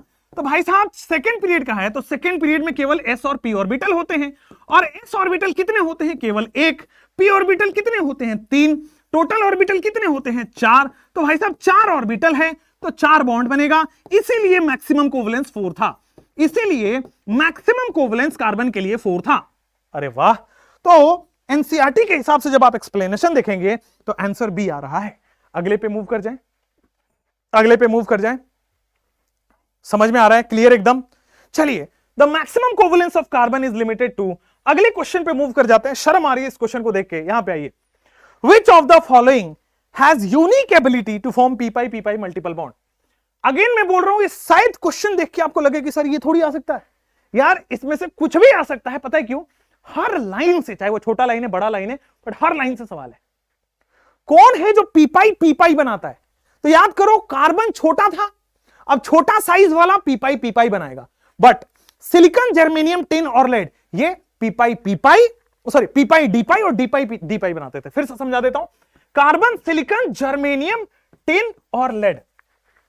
सेकेंड पीरियड में केवल पी ऑर्बिटल है, इसलिए it forms only P pi multiple bond. But rest, चूंकि थर्ड पीरियड ऑनवर्ड्स डी भी आ जाता है, therefore it forms P pi D pi and D pi multiple bonds. बिल्कुल ठीक। तो यहां पे आ जाते हैं, यूनिक एबिलिटी किसके पास है? तो कार्बन ही है, चूंकि एनोमेलस बिहेवियर है। अगला, why does carbon show catenation? बहुत सही सवाल। कार्बन कैटिनेशन क्यों शो करता है? कैटिनेशन के लिए एक मैंने डब्बा बनाया, दिमाग खुला, खोपड़ी खोलो, थोड़ा सोचो उसमें, खोपड़ी खोल के सोचिए जरा इसमें। Why does carbon show catenation? Catenation के लिए मैंने बताया था catenation is directly proportional to strength of single bond. Catenation is directly proportional to बच्चे स्ट्रेंथ ऑफ सिंगल बॉन्ड। यार यहां पे क्या लिखा हुआ है, कार्बन कार्बन सिंगल बॉन्ड, अगर स्ट्रांग होगा तो कैटिनेशन ज्यादा होगा, ये वीक होगा तो कैटिनेशन कम होगा। कह रहा है कार्बन कैटिनेशन क्यों शो करेगा, क्योंकि ये स्ट्रांग होगा। तो भाई strong carbon carbon bonds are very strong. B कह रहे हैं, अरे वीक पे क्यों मारा मैंने, sorry so sorry, carbon carbon bonds are so strong, strong बोल के वीक पे मार दिया, सो सॉरी। आगे बढ़े बी ऑप्शन। नेक्स्ट सारा चैप्टर करवा दो। अरे यार तो स्टार्ट तो करने दो, कहीं से तो स्टार्ट करूंगा। मेरे साथ दिक्कत है ये, मैं लेके आता हूं एक चैप्टर, फिर आप बोलते हो सर सिलेबस पहले करा दो। अरे गधे, एक एक करके स्टेप बाय स्टेप बढ़ेंगे आगे, या फिर एक दिन में करा दूं, हलवा खिला दूं, 12 घंटे का लेक्चर कर दूं, 12 घंटे का लेक्चर कर दूं, करने में मेरे को कोई दिक्कत नहीं है, लेकिन आपका भला नहीं होगा। In carbon family the tendency to show catenation, carbon family में कैटिनेशन की टेंडेंसी कम होगी, ज्यादा होगी, या कांस्टेंट रहेगी। Show catenation down the group की बात करो, थोड़ा सा और अच्छा फ्रेम कर देते हैं क्वेश्चन को। कार्बन फैमिली की कैटिनेशन, अब मैं बहुत ज्यादा इसमें ना करके यार पूरा पूरा वो लिखवाया हुआ है, कार्बन की कैटिनेशन बहुत ज्यादा, then silicon, then germanium, then tin, और टिन और लेड की, lead do not show catenation, lead do not show catenation, हाँ या ना, ये ऑर्डर था आपके पास कैटिनेशन की। तो डाउन द ग्रुप जाने पे डिक्रीज हो रहा है। अगले उस पे मूव कर जाते हैं नेक्स्ट क्वेश्चन पे। भाई ज्यादा से ज्यादा 5 सेकेंड, अभी थोड़ी देर पहले लिखा है ज्यादा से ज्यादा 5। अच्छा यहां पे जो टिन और ये ऑलमोस्ट बराबर है, they are almost equal, germanium और टिन। चलिए जल्दी से, what is the correct order of catenation in carbon family. Carbon family में कैटिनेशन का करेक्ट ऑर्डर क्या है। कार्बन फैमिली में बच्चे कैटिनेशन का करेक्ट ऑर्डर है सी ऑप्शन, हाँ या ना बोलना पड़ेगा बच्चे। अगले पे मूव कर जाते हैं sir 10 second. The element of the carbon family which do not show catenation, VVIP again, क्योंकि एक ही एलिमेंट है जो ऐसा शो करता है, मेटालिक बॉन्ड बनाता है ना लेड। अब लेड मेटल है, मेटालिक बॉन्ड बना रहा है, कोवलेंट बॉन्ड बना नहीं रहा, तो कोवलेंट बॉन्ड नहीं बनाएगा तो सिंगल बॉन्ड का स्ट्रेंथ नहीं चेक कर पाएंगे, इसलिए कैटिनेशन शो नहीं करेगा। Lead do not show catenation. चलिए 10 second. Carbon allotropic form show करता है वाई, ये मैंने थ्योरी में नहीं लिखाया था, है ना, बट अभी क्वेश्चन के थ्रू एक्सप्लेन कर दूंगा। Both the sessions are very needed. Carbon allotropic form show करता है, the correct reason for this is, क्योंकि सर कार्बन के पास कैटिनेशन है और पीपाई पीपाई बॉन्ड है, मतलब कार्बन यूनिक बिहेवियर शो करता है तो उसके पास पीपाई पीपाई बॉन्ड है। कार्बन के पास कैटिनेशन है, इन्हीं दो रीजन की वजह से एलोट्रॉपिक फॉर्म से कार्बन के, क्रिस्टलाइन और एमॉर्फस फॉर्म, है ना। तो कार्बन के पास due to catenation and p pi p pi multiple bond, A option is सही। सी कौन बोल रहा है, सी कौन बोल रहा है बेटा, इसे स्क्रीन से निकल के लगेगा फटाक से, सी नहीं है, एग्जैक्टली सेम लाइन एनसीईआरटी में लिखा है, और इसके जस्ट बाद आपका एक टॉपिक स्टार्ट हो जाता है एलोट्रॉप्स, ठीक है ना। This is the last line of the paragraph, देख लो खोल के, गधो खोल के मत देख लेना, चीटिंग तो नहीं कर रहे हो। चलो आगे बढ़ते हैं। 73, what kind of allotropic forms, allotropic forms कौन से कार्बन के दिखाए जाते हैं, केवल एमॉर्फस, केवल क्रिस्टलाइन, दोनों, अरे दोनों ही है ना। क्रिस्टलाइन में कौन है, डायमंड, ग्रेफाइट और फुलरीन, है ना। क्रिस्टलाइन में कौन है सर, डायमंड है, सर ग्रेफाइट है और फुलरीन है, diamond, graphite and fullerene. Amorphous में कौन है, कार्बन ब्लैक, है ना, कोक, ठीक है, चारकोल, ये एमॉर्फस में है। नेक्स्ट आ जाते हैं, the crystalline form of carbon are, the crystalline form of carbon are, crystalline form of carbon are 5 second में क्रिस्टलाइन फॉर्म में 3 थे, कौन से, डायमंड, ग्रेफाइट, फुलरीन। 5 सेकेंड में अगला सवाल, hybridization of carbon in diamond, diamond में हाइब्रिडाइजेशन ऑफ कार्बन बताइए यार। कार्बन, डायमंड में कार्बन 4 सिग्मा बॉन्ड बना रहा था क्या, 3 डायमेंशनल नेटवर्क सॉलिड था, डायरेक्शनल कोवलेंट बॉन्ड थे, है ना। चलिए बहुत बढ़िया, तो सर sp3 टेट्राहेड्रल है। चलिए नेक्स्ट क्वेश्चन पे मूव करते हैं। स्ट्रक्चर, अरे यार जब sp3 है तो टेट्राहेड्रल होगा ना। आगे बढ़ सकते हैं, 10 सेकेंड भी मैक्सिमम लगेगा क्या, sp3 था टेट्राहेड्रल होगा। चलिए इस पे टाइम लेके यहां आते हैं। ये क्वेश्चन डायमंड चूंकि फेमस है इसलिए डेटा पूछा जा सकता है। द स्ट्रक्चर ऑफ डायमंड में कार्बन कार्बन बॉन्ड लेंथ क्या था, कुछ पिकोमीटर में मैंने बताया था, याद आया? 154 पिकोमीटर, या फिर भाई इसका 1.54 एंगस्ट्रॉम भी लिखा जा सकता है। ठीक है, अगर एंगस्ट्रॉम में पूछे तो भी कंफ्यूज ना होना, पिकोमीटर और 1.54 एंगस्ट्रॉम। चलो next, in the structure of diamond dash are present throughout the lattice. भाई डायमंड का जो स्ट्रक्चर है उसमें क्या प्रेजेंट है? Ionic bond, coordinate bond, covalent bond. ठीक है, बताओ।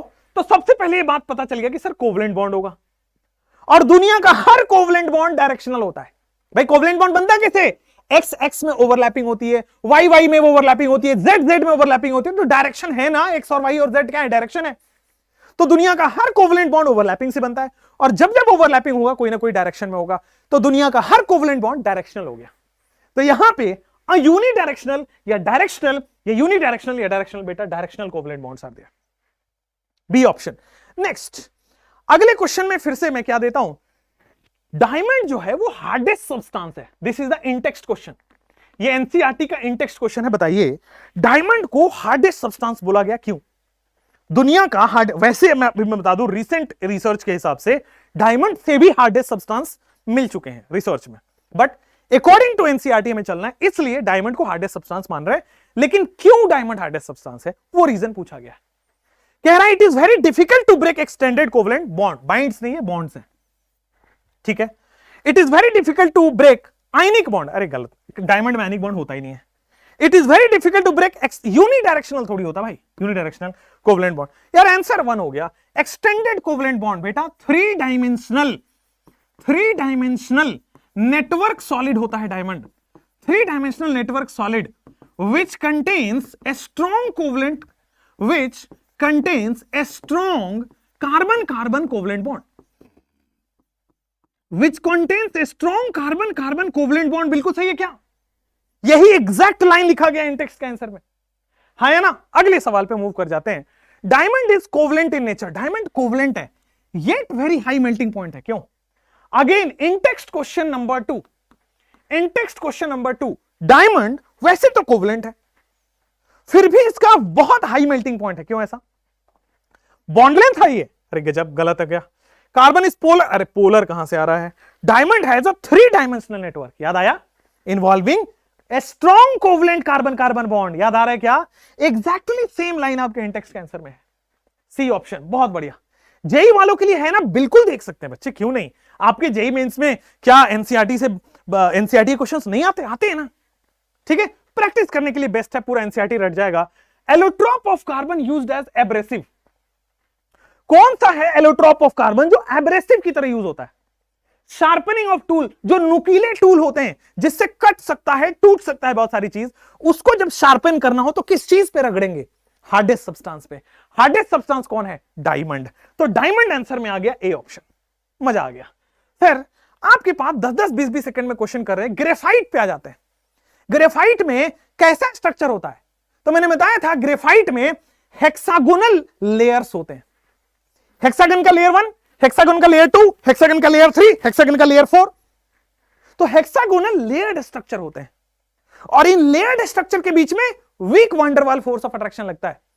इन लेयर्ड स्ट्रक्चर के बीच में कौन सा फोर्स लगता है? Weak van der Waals force of attraction. ध्यान दीजिए क्या लिखा हुआ है, कोवलेंट में लेयर्ड स्ट्रक्चर में कौन सा फोर्स ऑफ अट्रैक्शन लग रहा है? Weak van der Waals force of attraction लग रहा है।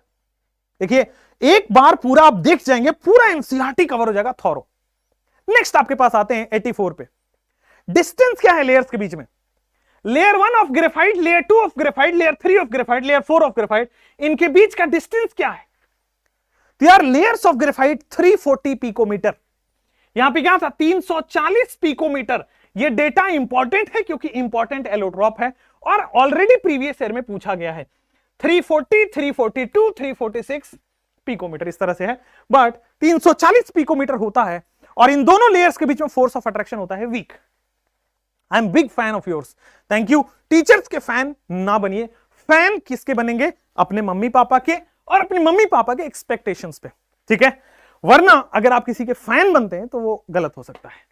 Each layer in graphite structure is composed of, her layer में क्या होता है? ग्रेफाइट में, ग्रेफाइट के हर लेयर में क्या होता है? Octagonal ring. क्या बात कर रहे हो, ग्रेफाइट का लेयर हेक्सागोनल होता है, और हेक्सागोनल के लेयर्स होते हैं, ठीक है? ऑक्टागोनल गलत हो गया, प्लेनर हेक्सागोनल बिल्कुल सही बोला आपने, प्लेनर हेक्सागोनल। क्यों सर? ग्रेफाइट में sp2 हाइब्रिडाइजेशन होता है कार्बन का, और कार्बन अगर sp2 हाइब्रिडाइजेशन है तो क्या ट्राइगोनल प्लेनर होगा? हाँ सर, ट्राइगोनल प्लेनर है, इसीलिए लिखा गया है प्लेनर हेक्सागोनल। अगला सवाल कहां गया? अगला सवाल ये रहा। The hybridization of carbon in graphite, the hybridization of carbon in graphite, simply देख रहे हैं 3 सिग्मा बॉन्ड है, sp2 हाइब्रिडाइजेशन। अगले क्वेश्चन पे मूव कर जाएंगे, ये बताइए आप, 10 सेकेंड लीजिए, बताइए फटाफट से। With respect to hexagonal ring, ठीक है, which of the following statement is correct? Carbon के पास 3 सिग्मा 1 पाई है, यस सही है, ये बताया था ना। 4th electron can make pi bond, या तो इधर या तो इधर, चलो बहुत बढ़िया, ये सही है। The structure are delocalize, structures नहीं, यहां पे इलेक्ट्रॉन आएगा, स्ट्रक्चर गलत है। द इलेक्ट्रॉन्स, यार मेरे को पूरा एनसीईआरटी रट गया यार आपको पढ़ाते पढ़ाते। The electrons are delocalized over whole sheet, तो आपके बदले में एग्जाम दिया हूं जाके, है ना, और जेल चले जाऊं अगले दिन, आप खुश रहोगे, आप तो मेडिकल बन जाओगे डॉक्टर, बेटा हमारे साथ साथ आप भी चलोगे जेल, ध्यान रखना। Carbon forms 3 sigma 1 pi, the electrons are delocalized over the whole sheet, बिल्कुल सही है। 4th इलेक्ट्रॉन मोबाइल होता है, जिसकी वजह से लेयर्स के बीच में कंडक्शन होता है इसमें। Hybridisation of carbon is sp2, सारी तो सही है यार, ऑल ऑफ दिस सारी तो सही है, क्या दिक्कत है? Next, why graphite is a good conductor of electricity? Graphite good conductor of electricity क्यों है? क्योंकि चौथा इलेक्ट्रॉन, ग्रेफाइट ने 3 ही बॉन्ड बनाए हैं, 3 बॉन्ड बनाए तो चौथा इलेक्ट्रॉन क्या करेगा? घूमेगा, डीलोकलाइज है, और डीलोकलाइज है तो sir it has mobile electron, बिल्कुल सही है answer A, it has mobile electron, that's it, pentagonal नहीं है, हाई हाइड्रेशन गलत है सब। ठीक बच्चे, आगे बढ़ जाएं, नेक्स्ट क्वेश्चन पे 89 पे आते हैं। Graphite cleaves easily between the layer, cleaves का मतलब होता है ब्रेक, क्लीवेज का मतलब होता है ब्रेक करना, अलग अलग करना, दरार इसका एक्चुअल हिंदी होता है, दरार। तो ग्रेफाइट ब्रेक होता है between the layers, why? Graphite and there, अच्छा नहीं व्हाई नहीं पूछा है, कह रहा है कि ग्रेफाइट टूटता है इसलिए क्या होता है? ग्रेफाइट क्या है? तो मैंने कल बताया था पॉन्ड्स का एग्जांपल देके, woogly woogly woosh. Graphite slippery nature का होता है क्योंकि weak van der Waals force of attraction है। तो भाई सॉफ्ट एंड स्लिपरी कहीं लिखा है क्या? एकदम मुलायम और स्लिपरी नेचर का होता है, वूगली वूगली वुश। पीडीएफ फॉर्मेट में सेंड करना, प्रैक्टिस करेंगे बेटा, आप प्रैक्टिस डायरेक्ट करिए, यहां पे क्या होगा, टाइम के हिसाब से आपको प्रैक्टिस करने का आदत लगेगा। विच of the following statement is correct regarding graphite? भाई सॉफ्ट एंड स्लिपरी है, वूगली वूगली वुश, पॉन्ड्स का याद है। ड्राई लुब्रिकेंट हाई टेम्परेचर पे यूज करते हैं क्योंकि हाई टेम्परेचर पे हम ऑयल को और ग्रीस को इस्तेमाल नहीं कर सकते क्योंकि आग पकड़ सकता है मशीन्स में। तो both A and B is correct. हमारे पन्ने में नोट्स में लिखा हुआ है भाई, आपके जो एनसीईआरटी का नोट्स दिया है ना, देखो तो सही उसको खोल के, बेटा अमूल्यवान है वो, क्या बोलते हैं अमूल्यवान, सही बोल रहा हूं, प्राइसलेस है वो, इंग्लिश बोल देते हैं, हिंदी तो हमारी ऐसी तैसी होगी। प्राइसलेस है वो नोट्स जो आपको फ्री में दिए गए, ठीक है ना, फ्री समझ के उसको ऐसे ना रखना क्या रहे तो फ्री में दिया था सर ने। आ जाओ next, which is thermodynamically most stable? Which is thermodynamically most stable form of allotrope? They are thermodynamically most stable form of allotrope is graphite.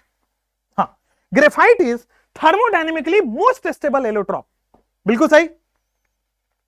चलिए नेक्स्ट, यहां पे आते हैं कि fullerenes are made by, fullerenes कैसे बनते हैं?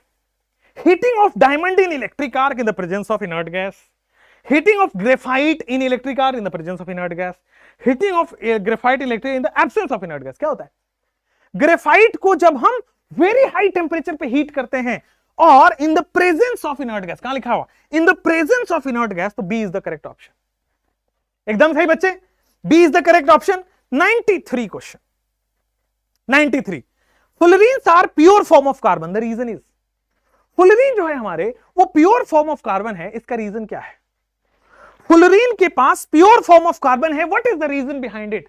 फुलरीन्स are pure form of carbon because dangling bonds नहीं है। डैंगलिंग बॉन्ड्स बताया था ना, सरफेस कार्बन एटम इंप्यूरिटी से बॉन्ड बना लेता है डायमंड और ग्रेफाइट में, डायमंड और ग्रेफाइट में सरफेस कार्बन एटम इंप्यूरिटी से बॉन्ड बना लेते हैं, therefore it is dangling bond उसको बोलते हैं। Smooth structure without dangling bond, बिल्कुल सही है। फुलरीन के पास डैंगलिंग बॉन्ड नहीं है इसीलिए वो प्योर है। Next question, fullerenes are dash molecules, fullerenes are कौन से मॉलिक्यूल्स हैं? केज है, फुलरीन्स रिंग है, फुलरीन्स प्लेनर है बेटा। फुलरीन्स जो है वो केज लाइक मॉलिक्यूल्स हैं, बकमिनिस्टर फुलरीन बोलते हैं उनको। समझ पाए? 95 क्वेश्चन पे मूव करते हैं। Which of the following statement is correct regarding C60? C60 is the buckminsterfullerene या फिर बकी बॉल्स बोलते हैं इनको। और स्टेटमेंट बताइए करेक्ट कौन है। It has a shape like a soccer ball, बिल्कुल सही है। केज लाइक स्ट्रक्चर कल उसमें पीपीटी में बताया मैंने। It is called as buckminsterfullerene, हमने पहले ही बोल दिया। तो दोनों ही सही है, both A and B are correct. बिल्कुल अमेजिंग चल रहा है, both A and B are correct. Next आते हैं। Next, which of the following is true regarding buckminsterfullerene? कौन सही है regarding buckminsterfullerene? Which of the following is true regarding buckminsterfullerene? आइए सर, क्या उसमें 26 मेंबर रिंग होता है? यस, बकमिनिस्टर फुलरीन में 6 मेंबर भी होता है, 5 मेंबर भी होता है। 20 6 मेंबर रिंग होते हैं और 12 5 मेंबर होते हैं। ये कल के नोट्स का पहला मतलब तीसरा चौथा पॉइंट है ये, ठीक है, फुलरीन का। चलिए, 6 member ring is fused with 6 और 5, बोला था ना। बड़ा वाला रिंग बड़े और छोटे दोनों से फ्यूज हो सकता है, सही है, लेकिन छोटा वाला रिंग केवल बड़े वाले से होगा। बड़ा वाला रिंग दोनों से हो सकता है, बड़े और छोटे से, पर छोटा वाला केवल अपने से बड़े वाले पे होगा। All of these are correct, ठीक है। 96 के बाद 97, बकमिनिस्टर फुलरीन कार्बन का हाइब्रिडाइजेशन। केवल डायमंड में क्या होता है? sp3, बाद बाकी दोनों में क्या होता है? sp2। तो this is sp2 hybridization. Buckminsterfullerene में कार्बन अंडरगो sp2 हाइब्रिडाइजेशन। 97 के बाद 98 पे आते हैं। In buckminsterfullerene each carbon atom forms how many sigma bond? In buckminsterfullerene each carbon atom forms how many sigma bond? तो sir fullerene में sp2 hybridisation है। sp2 है मतलब 3 सिग्मा बॉन्ड बनाएगा। sp2 हाइब्रिडाइजेशन है मतलब कि 3 sigma bond बना रहा होगा, ठीक है एकदम। 98 के बाद 99 पे आते हैं। Which of the following statement is correct regarding buckminsterfullerene? C60 buckminsterfullerene में कौन सा स्टेटमेंट सही है? इस करेक्ट पूछा गया है, ध्यान दीजिए। तो ईच कार्बन एटम है 3 सिग्मा बॉन्ड, बिल्कुल सही है। Obviously 3 sigma bond sp2। The remaining electron is delocalized to give aromatic, yes. Graphite में जो रिमेनिंग इलेक्ट्रॉन है वो कंडक्टर बनाता है, और जो फुलरीन में रिमेनिंग इलेक्ट्रॉन है वो एरोमेटिक बनाता है। तो सही हो गया।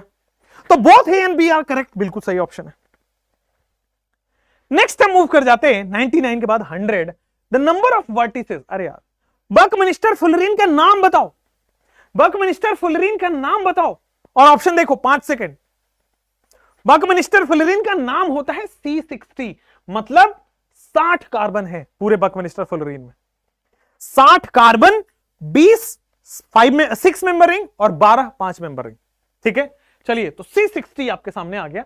100 question, clap for yourself. 100 question आपने सॉल्व कर लिया, क्लैप फॉर योरसेल्फ बच्चों, ठीक है। अगली में मूव कर जाते हैं 100 के बाद 101। Which of the following statement is correct regarding buckminsterfullerene? एक शायरी हो जाए, शायरी मेरे पास अभी फिलहाल नहीं है, सुनाते हैं। Which of the following statement is correct regarding buckminsterfullerene? देखो, each vertex is occupied by 1 carbon. हाँ, C60 है तो C60 का मतलब हर वर्टेक्स पे 60, मतलब 60 कार्बन है, तो हर वर्टेक्स पे कार्बन है। It contains both single and double bond, बताया ना कि दोनों सिंगल और डबल बॉन्ड है उसमें बकमिनिस्टर फुलरीन में, तभी तो कार्बन के 3 सिग्मा बॉन्ड है और चौथा पाई बॉन्ड होता है। अच्छा, it has a shape of a soccer ball, तभी इसको बकी बॉल बोलते हैं, सॉकर बॉल बोलते हैं, ठीक है। All of these are correct, D option is the final answer, all of these are correct. Next 101 के बाद 102, spherical fullerene are also known as. Spherical ball, bucky ball, circular ball, all of these क्या बोलेंगे? Spherical fullerene को यार cage like molecule को जिसमें 60 vertex हैं, क्या बोलेंगे बच्चों? बकी बॉल्स, या फिर बकमिनिस्टर फुलरीन, या फिर C60। नेक्स्ट 103 पे मूव करते हैं। 103 में अब आते हैं एमॉर्फस फॉर्म ऑफ कार्बन पे, है ना।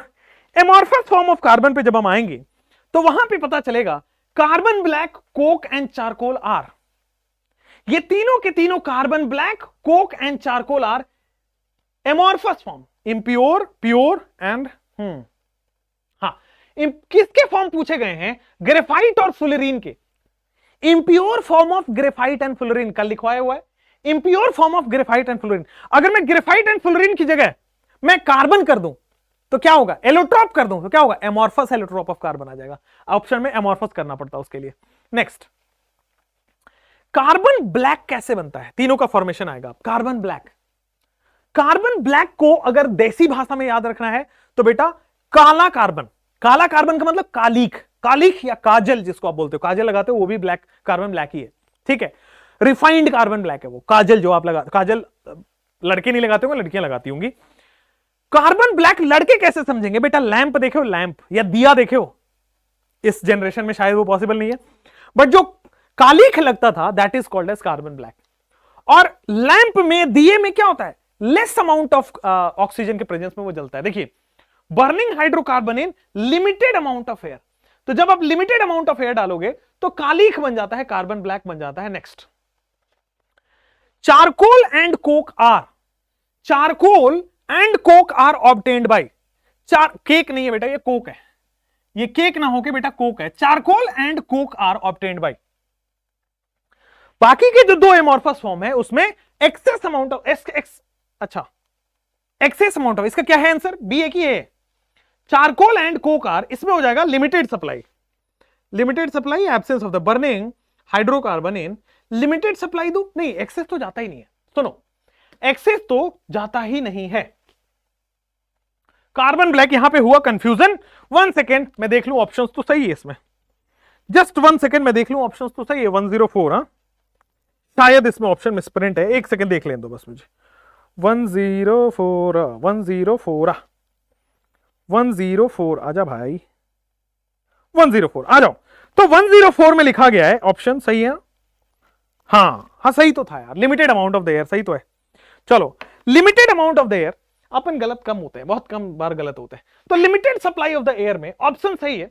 और लिमिटेड अमाउंट ऑफ एयर जब देंगे तो कालीख बनता है, कार्बन ब्लैक बनता है, काजल बनता है, ठीक है। नेक्स्ट, बाकी के जो चारकोल और कोक हैं, कोक का मतलब राख, चारकोल का मतलब क्या हुआ? राख, कागज जला दो, जो लास्ट में ऐश बचता है दैट इज चारकोल, उसको आप सिमिलैरिटी में समझ सकते हो, ठीक है। तो राख कब बनेगा?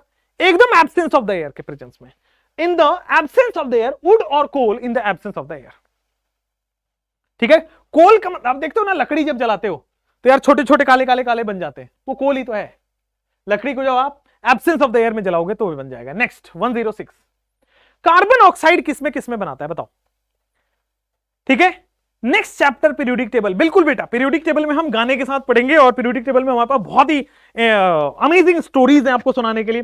पीरियोडिक टेबल बहुत ही अच्छे शॉर्ट ट्रिक्स हैं, बहुत ही अच्छे लॉजिक्स हैं, और नेचर से कनेक्ट करता हुआ बहुत सारी चीजें हैं जो मैं आपको बताऊंगा, अमेज्ड हो जाओगे अब सुन के।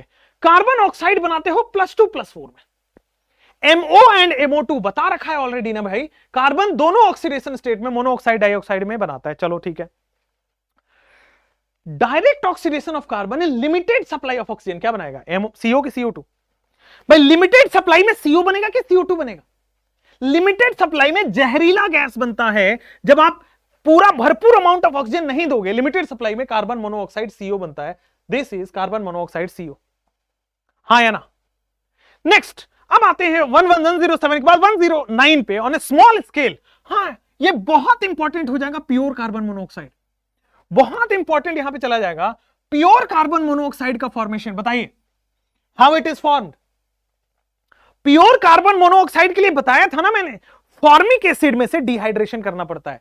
फॉर्मिक एसिड HCOOH, इसमें से जब आप वाटर निकालोगे, डिहाइड्रेशन करोगे, तो देखो H2O निकाल दो तो क्या बनेगा? CO, और अलग से पानी निकल जाएगा, दिस इज डिहाइड्रेशन, ठीक है।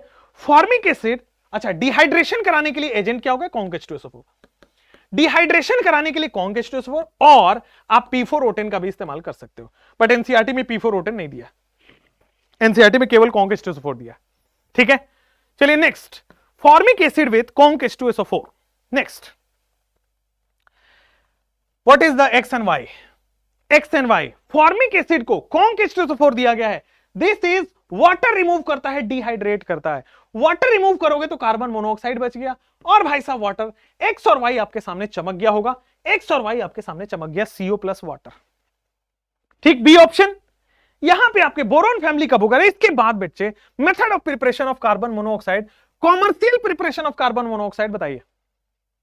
पहले मैंने क्या बताया था आपको कि सर आपको कार्बन मोनोऑक्साइड का लिमिटेड सप्लाई, दूसरा क्या बताया था? प्योर, जो फॉर्मिक एसिड में से डिहाइड्रेशन कर रहे थे।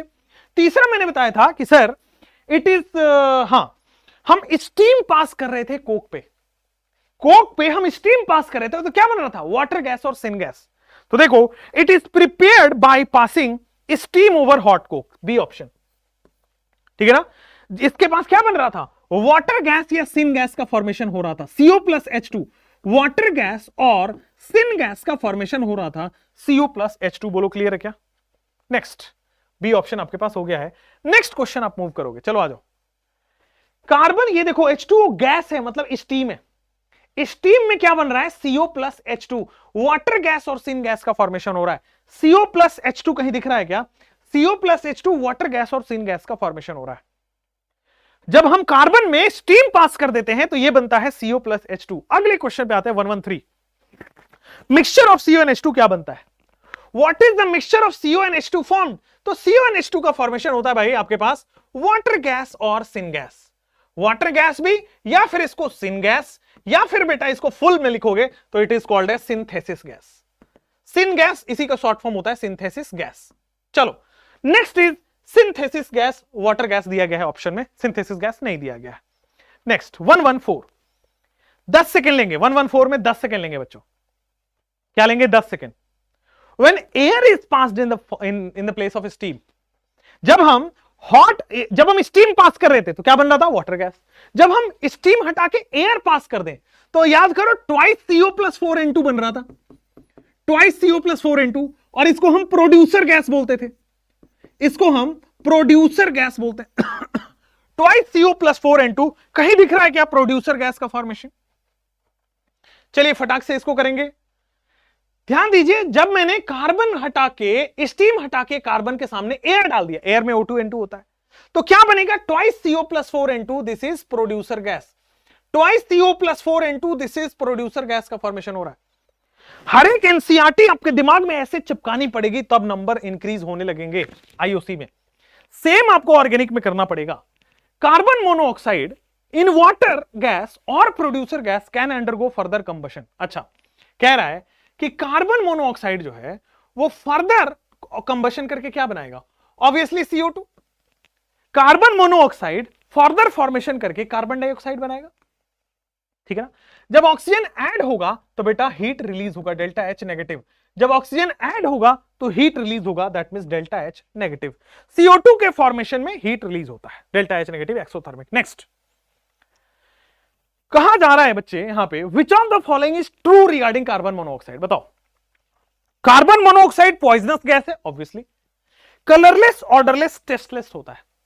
कलरलेस, ऑर्डरलेस, ठीक है। इनसॉल्युबल होता है, ये भी मैंने, ऑलमोस्ट वाटर, इनसॉल्युबल, ठीक है। तो दोनों में colourless, odourless, almost insoluble in water, carbon monoxide. साथ में अगर पॉइजनस दे दे तो भी सही रहेगा, ठीक है। साथ में अगर रिड्यूसिंग एजेंट दे दे तो भी सही रहेगा। Next, which of the following is true, colourless, odourless, water insoluble, साथ में रिड्यूसिंग एजेंट है, तभी तो भाई Fe2O3 को रिड्यूस कर देता है, तभी तो Fe2O3 को रिड्यूस कर देता है, तभी तो ये ZNO को रिड्यूस कर देता है, Zn प्लस CO2 बना देता है।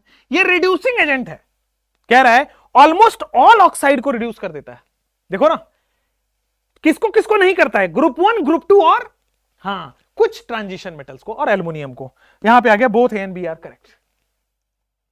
समझ पा रहे किस तरह से NCERT आपके दिमाग में रटाया जा रहा है, समझाया जा रहा है। In fact next, which property of CO is used in the extraction of metal. अरे यार, एक्सट्रैक्शन ऑफ मेटल में याद करो ना, ये स्मेल्टिंग ऑफ आयरन में आपको पढ़ाऊंगा अभी। स्मेल्टिंग ऑफ आयरन में आपके पास Fe अलग हो जाता है और CO2। देखो, आयरन मेटल एक्सट्रैक्ट हो गया अलग से। आयरन मेटल जब आपको इंडस्ट्रीज में मेटलर्जी, अगर आप इंजीनियरिंग वाले होते तो मैं बताता कि आयरन के ओर को ऐसे एक्सट्रैक्ट किया जाता है, जमीन के अंदर से आयरन को ऐसे निकाला जाता है। तो ये हो गया, रिड्यूस कर दिया, ऑक्सीजन खत्म हो गया, this has a reducing property. 119 के बाद 120 पे आ जाते हैं। द गिवन रिएक्शन, देखो यहां पे, this is a reducing agent. अब चूंकि ये रिड्यूसिंग एजेंट है तो इसको रिड्यूस करेगा, इसको रिड्यूस करेगा मतलब यहां से ऑक्सीजन गायब कर देगा, ऑक्सीजन गायब करेगा तभी तो रिडक्शन हुआ। तो दिस इज Fe और साथ में बेटा CO2 बन जाएगा। बैलेंसिंग जरूरत नहीं है, बैलेंसिंग आपको रेडॉक्स में पूछी जाएगी, Fe और CO2 का फॉर्मेशन होगा, ठीक है, एकदम सही है। 120 के बाद अब आते हैं 121। Again it is a reducing agent. थोड़ी देर पहले बताया था ऑक्सीजन गायब करो, रिडक्शन का मतलब ऑक्सीजन गायब कर दो, Zn प्लस CO2। जस्ट थोड़ी देर पहले इसका रिएक्शन लिखा है 121। That's it. नेक्स्ट इज, अब आते हैं यहां पे 120। Which of the following is true with respect to carbon monoxide? कौन सही है कार्बन मोनोऑक्साइड का? तो ये स्ट्रक्चर पूछा गया है कार्बन मोनोऑक्साइड का। आपको स्ट्रक्चर याद है कार्बन मोनोऑक्साइड में क्या होता था? सर इस पे डोनर पे प्लस, एक्सेप्टर पे माइनस, दोनों पे एक एक लोन पेयर होता था। एक sigma 2 pi, 1 sigma 2 pi. It has 1 sigma bond and 2 pi bond. बिल्कुल सही है B option. It has 1 sigma bond and 2 pi bond. बिल्कुल सही ऑप्शन। 122 के बाद खत्म हो गया ये। Next is the reason for CO being poisonous. Carbon monoxide poisonous है क्यों? कार्बन मोनोऑक्साइड जहरीला गैस है, उससे जान जाती है, क्यों? याद करो जब बताया था कार्बोक्सी हीमोग्लोबिन और ऑक्सी हीमोग्लोबिन, याद आ रहा है? हाँ। तो कार्बन मोनोऑक्साइड ब्लड के साथ एक कोऑर्डिनेशन कंपाउंड बनाता है जिसको बोलते हैं कार्बोक्सी हीमोग्लोबिन। और आप ये बायो में भी पढ़ते होंगे, carboxy haemoglobin is 300 times more stable then oxy haemoglobin. ये लिखा हुआ है, कोऑर्डिनेशन कंपाउंड यानी कि कॉम्प्लेक्स कंपाउंड बनाता है। कार्बोक्सी हीमोग्लोबिन बनाता है जो कि 300 टाइम्स ऑक्सी हीमोग्लोबिन से स्टेबल है।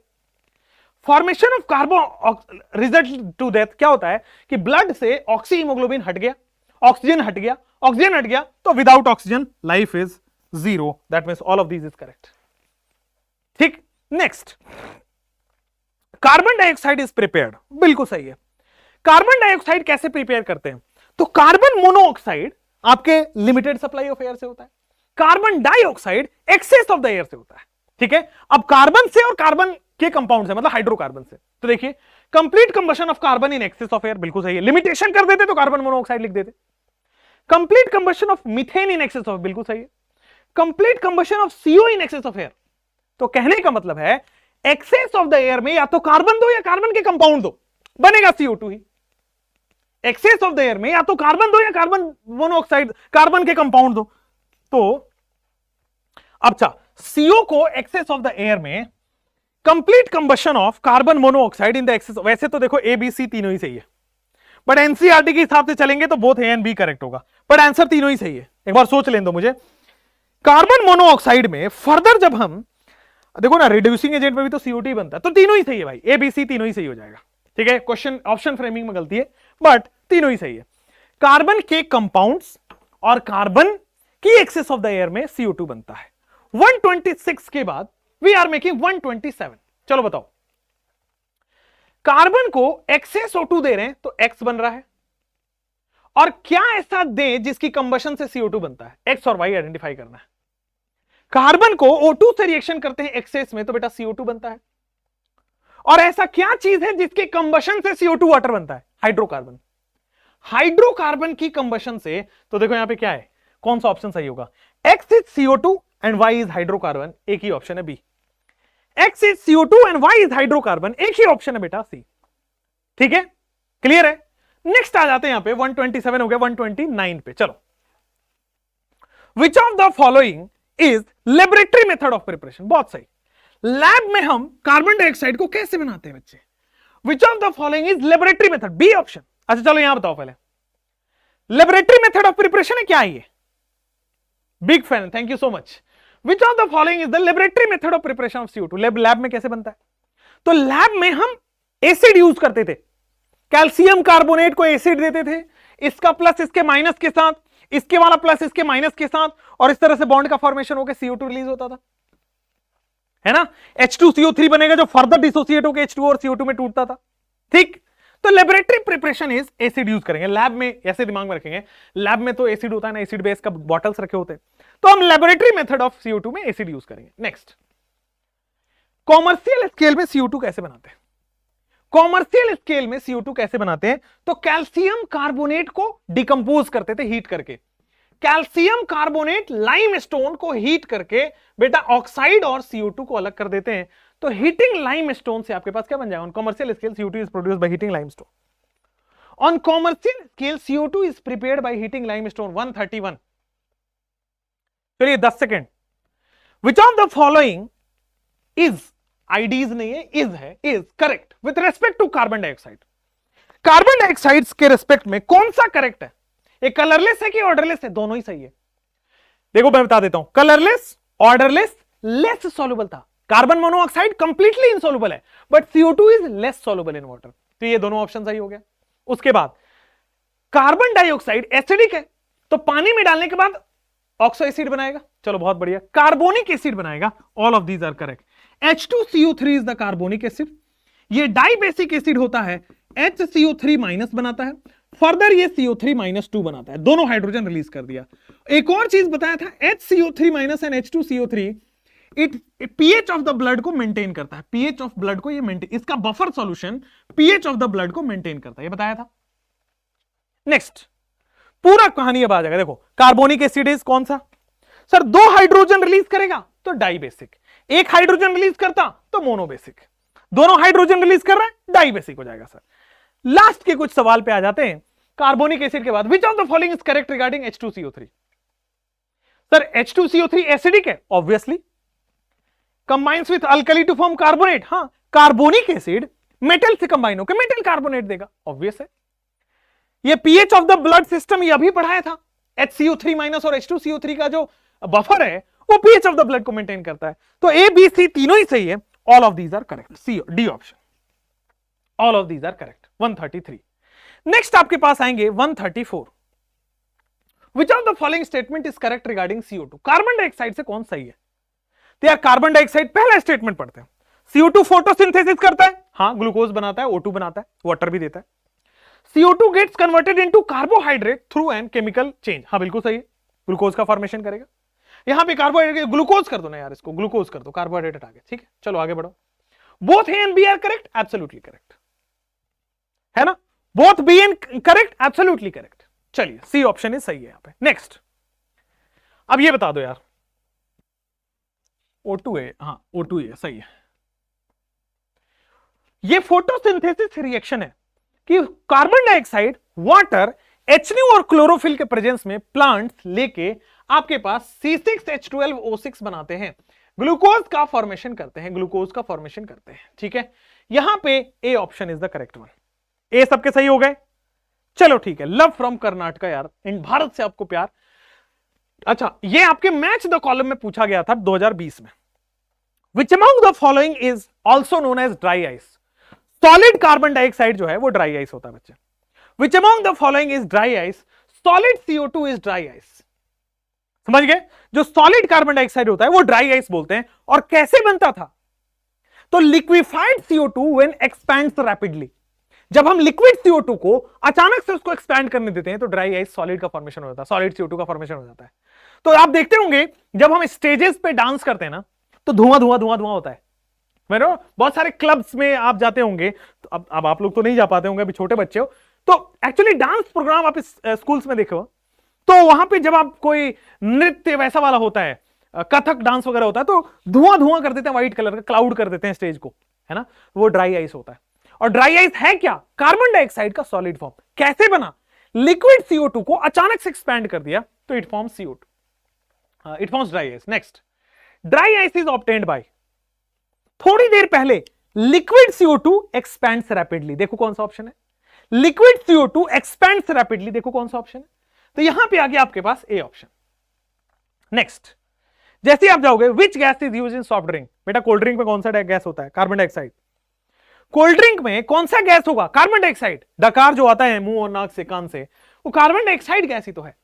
गलती से कार्बन मोनोऑक्साइड मत कर देना, जहरीला गैस है बेटा, खत्म हो जाओगे, ठीक है। Next 140 question, which of the following is used in fire extinguisher? ये जो आपके स्कूल कॉलेज वगैरह में फायर लाल कलर का जो सिलेंडर लगा होता है उसमें कौन सा गैस है? उसमें भी CO2 गैस है। तो आप CO2 को अंदर भी ले रहे हो कोल्ड ड्रिंक के फॉर्म में, CO2 से आग भी बूझ रहा है, ठीक है। नेक्स्ट, CO2 से बेटा प्लांट का खाना भी बन रहा है, कितना इंपॉर्टेंट कंपाउंड है। हाइब्रिडाइजेशन बता दो यार, कितने सिग्मा बॉन्ड है ये भी बता दो। There are 2 sigma bonds and therefore sp hybridisation linear shape. There are 2 sigma bonds, sp hybridisation and linear shape बच्चे। नेक्स्ट क्वेश्चन 143, यार बहुत क्वेश्चन हो जाएगा ना। खैर, which of the following is correct with respect to CO2? CO2 में obviously यार carbon और ऑक्सीजन दोनों से, उसमें सेकंड पीरियड के हैं तो p बनाएगा। sp हाइब्रिडाइजेशन है, लीनियर शेप बनाएगा। 2 सिग्मा बॉन्ड है, बिल्कुल सही है, एक लेफ्ट में ऑक्सीजन एक राइट में ऑक्सीजन। तो all of these are correct, ठीक। चलिए यहां पे आते हैं, 144 which of the following is correct resonating structure of CO2? CO2 का करेक्ट रिप्रेजेंटेशन क्या है? Which of the following is the correct representation of CO2? याद करो, this is the actual structure of CO2. 2 sigma bond sp hybridisation linear shape, और ये जो A है और ये जो C है, they are resonating structure RS of CO2. Resonating structure of CO2, they are resonating structure of CO2. ठीक है ना? तो all of these are correct. बेटा स्ट्रक्चर रेजोनेटिंग हो या स्ट्रक्चर एक्चुअल हो, सी है तो CO2 का स्ट्रक्चर. ठीक है ना? करेक्ट रेजोनेटिंग स्ट्रक्चर तीनों ही होते हैं. एक्चुअल स्ट्रक्चर को भी रेजोनेटिंग स्ट्रक्चर में ही काउंट करते हैं. D option. चलिए 144 के बाद 146 आ जाते हैं. क्रिस्टलाइन फॉर्म ऑफ सिलिका का नाम बताइए. अब सिलिकॉन के कंपाउंड पे मूव करते हैं. क्रिस्टलाइन फॉर्म ऑफ सिलिका, तो ये 3 जेई मेंस के पीवाईक्यू में पूछे जा चुके हैं ऑलरेडी, और ये वाला क्वेश्चन ऑलरेडी ऑनलाइन में जब हुआ था किसी न किसी शिफ्ट में आया है, क्योंकि जेई मेंस का पीवाईक्यू है. ये आपके नोट्स में लिखाया गया है. Quartz, cristobalite and tridymite are 3 forms of silica. 3 form of silica, तीनों के तीनों, all of these, quartz, cristobalite and tridymite. और क्वार्ट्ज का यूज भी पढ़ाया था, याद करो. पीजियो इलेक्ट्रिक मटेरियल के लिए प्रेशर डालने के बाद वोल्टेज डिफरेंस क्रिएट होता है. पीजियो इलेक्ट्रिक मटेरियल में ए इस्तेमाल होता है. ठीक, ये ब्लिंक कर रहा है ना, भूत. क्लास में आया भूत, डर लग रहा है मेरे को, सही बता रहा हूं मैं. रुक जा भाई, चलो आगे बढ़ते हैं. ब्लिंक कर रहा है. Which of the following statement is correct regarding silicon dioxide? SiO2 में यार कोवलेंट कंपाउंड है, बिल्कुल सही है. सिलिकॉन और oxygen, 8 membered ring, 3 dimensional network solid. देखो यहां पे 3 डायमेंशनल नेटवर्क है. ये बहुत जाइंट मॉलिक्यूल है क्योंकि फैला हुआ है 3 डायमेंशन में.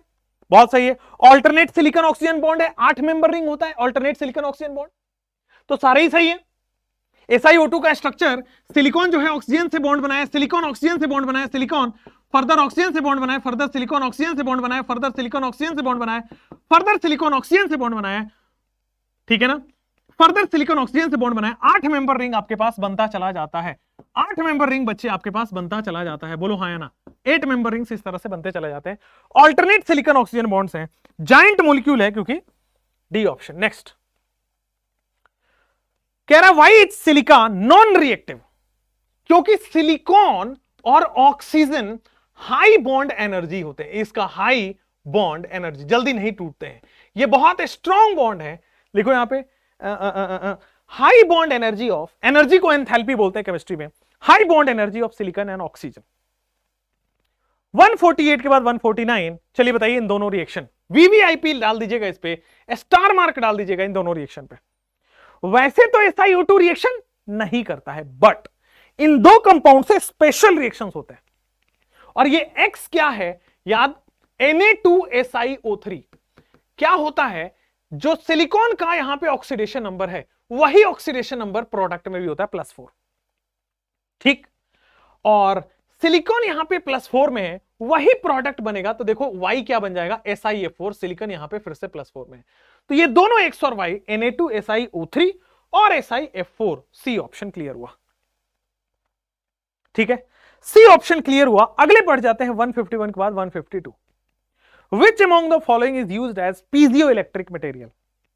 पीजियोइलेक्ट्रिक मटेरियल में क्वार्ट्ज का इस्तेमाल करते थे. बहुत सिंपली बताया हुआ है, piezoelectric material used in quartz. ठीक, piezoelectric material is used in quartz. अगले 152 के बाद 153. Which of the following is used as drying agent? कल बताया था कि लेदर के जूते अगर खरीदो, लेदर का जैकेट्स अगर आप खरीदते हैं, तो मॉइस्चर से बचाने के लिए हम उसमें एक सिलिका जेल का पैकेट डालते हैं. Silica gel is water absorber, moisture absorber. तो silica gel is moisture absorber, पानी को सोख लेता है और आपके एक्सपेंसिव सामान को खराब होने से बचा लिया जाता है. Next 154. Amorphous form of silica. थोड़ा सा ये किसघर नाम से कुछ बताया था क्या? काइल्सघर, कई जगह किसघर भी लिखा जाता है. इसका स्पेलिंग कुछ ऐसा भी है, KIESGHUR. ठीक है, और ये भी जेई मेंस का PYQ है, ऑनलाइन जेई मेंस का PYQ है बेटे. ठीक है, तो कुछ इस तरह से हिडन क्वेश्चंस पूछे जा रहे हैं.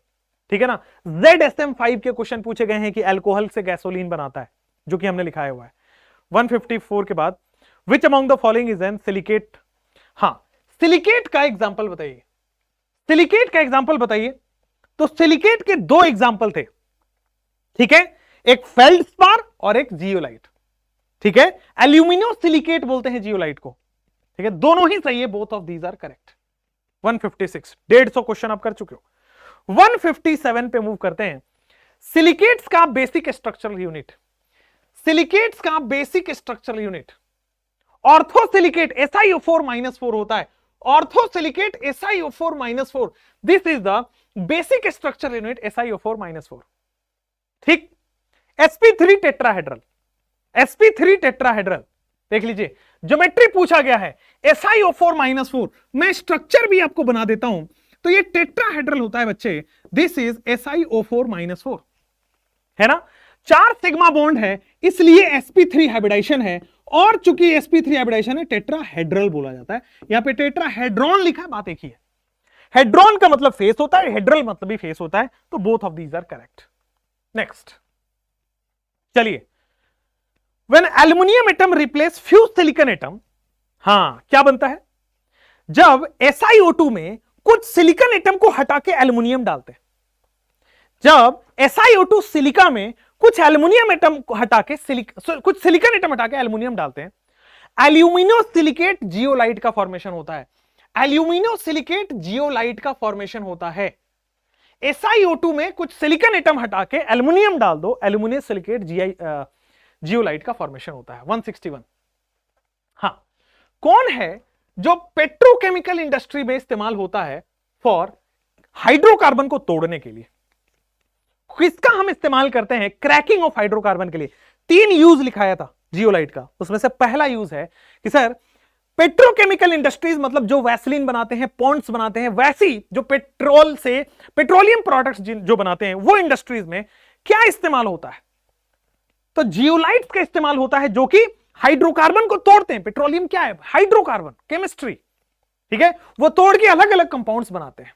नेक्स्ट 161 के बाद 162, भाई सॉफ्टनिंग ऑफ हार्ड वाटर में भी जियोलाइट का इस्तेमाल होता है, बस हाइड्रेटेड जियोलाइट होता है वो। जियोलाइट का तीसरा यूज है हाइड्रेटेड जियोलाइट, और जियोलाइट का दूसरा यूज क्या है? जियोलाइट का दूसरा यूज है कि सर ZSM5, एक सेकेंड क्या हो रहा है ना, ZSM5 क्या करता है? It converts alcohol to gasoline. ZSM5 converts alcohol to gasoline, converts last alcohol to gasoline, ठीक। दैट्स इट, आपके पास 160 क्वेश्चंस हो गए, 160 क्वेश्चंस, पूरा कार्बन फैमिली आपका फिनिश हुआ। क्लैप फॉर योरसेल्फ भाई, खुद के लिए क्लैप करो। इस पूरी इंटरटेनमेंट की दुनिया, इस पूरी मतलब अभी कितना अच्छा टाइम है सोने के लिए, देखो उसको सैक्रिफाइस करके आप पढ़ रहे हो, कितनी अच्छी बात है ना। खुद के लिए खुश रहा करो यार, ठीक है, और खुद को शाबाशी दिया करो कि यस, दिन बाय दिन आप आगे बढ़ रहे हो, ग्रो कर रहे हो। ये बहुत अच्छी चीज होती है कि आप बहुत अच्छा कर रहे हो, ग्रो कर रहे हो, आगे बढ़ रहे हो, है ना। अपने आप को शाबाशी दो। और आप लोग अपने आप को बहुत अंडर एस्टिमेट करके चलते हो, पता नहीं क्या होगा, डर लग रहा है, ऐसा हो रहा है, वैसा हो रहा है, बहुत अच्छा होगा आपके साथ, ठीक है ना। जो होता है नेचर, जो आपको करता है, वो आपके लिए बेस्ट करता है, ठीक है। और क्लैप क्लैप क्लैप, बिल्कुल सही है, तालियां अपने आप के लिए बजाइए, तालियां खुद के लिए बजाइए, और तालियां आप खुद के लिए भी बजाइए, बहुत अच्छा रहता है। एंड हैट्स ऑफ यार, हैट्स ऑफ, बहुत अच्छा काम कर रहे हो आप लोग, बहुत अच्छा पढ़ाई कर रहे हो, इसी तरह आप करते रहिए, राइट। घबराना नहीं है किसी चीज से, बिल्कुल भी डरना नहीं है, पहली बात तो। और एक सेकेंड देना मुझे, बस 1 सेकेंड। 11 बजे से शायद आपकी एक और क्लास लगी, आपने देखा है वो 11 AM से एक और क्लास है, हाँ या ना। 11 AM से एक और क्लास होती है, आपने देखा है वो कि नहीं देखा है, पहले बता दीजिए।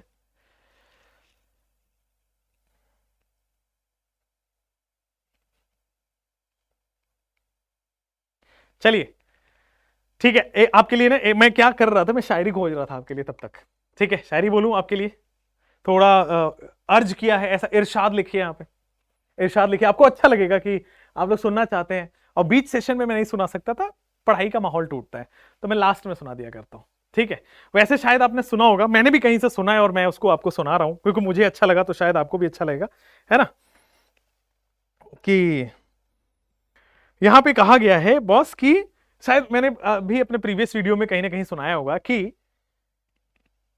कहा गया, अर्ज किया है कि चांद सितारे फूल परिंदे, चांद सितारे फूल परिंदे शाम सवेरा सब एक तरफ।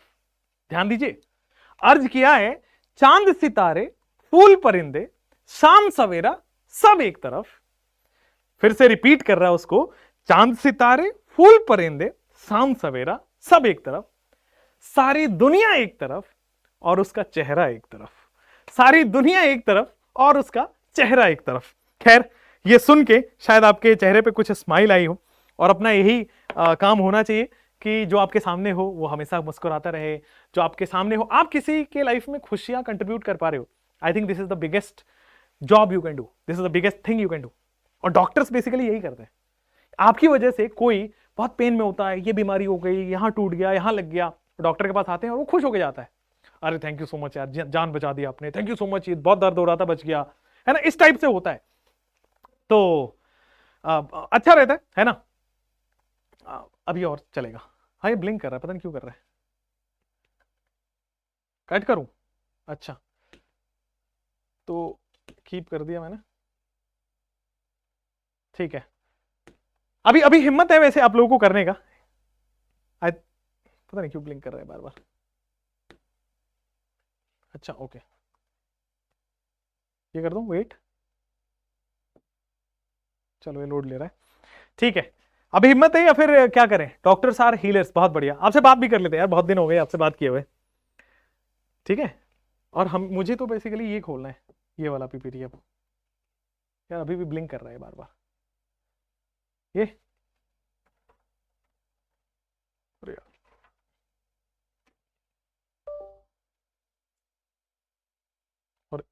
और कर रहे हैं तो यार स्टार्ट करना पड़ेगा।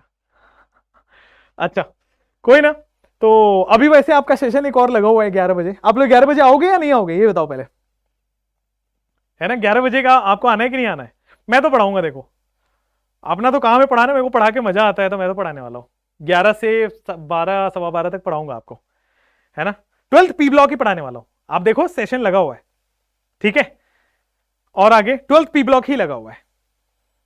एल्यूमिनियम सिलिकेट, हाँ एल्यूमिनियम सिलिकेट कर दिया इसमें। और ऑर्गेनिक, यार काफी लोगों का ऑर्गेनिक, इतना दर्द है क्या आपका ऑर्गेनिक में? चलो ऑर्गेनिक भी कराएंगे आपको। और थोड़ा भूत ऊत आ गया है इसको, इसमें सिस्टम में, तो इसको भी ठीक करेंगे। 11 बजे के लिए इसको सही कर लेते हैं। आप सबसे मिलते हैं 11 बजे, इस सेशन को हम यही करने देते हैं, वरना अभी मेरे पास 166 क्वेश्चन और थे और जान भी बची है, तो मैं तो करा देता, बट ठीक है। चलिए इसको, सेशन को यहीं तक एंड करते हैं। Thank you so much for watching this lecture. All the best बच्चों, bye, have a nice day.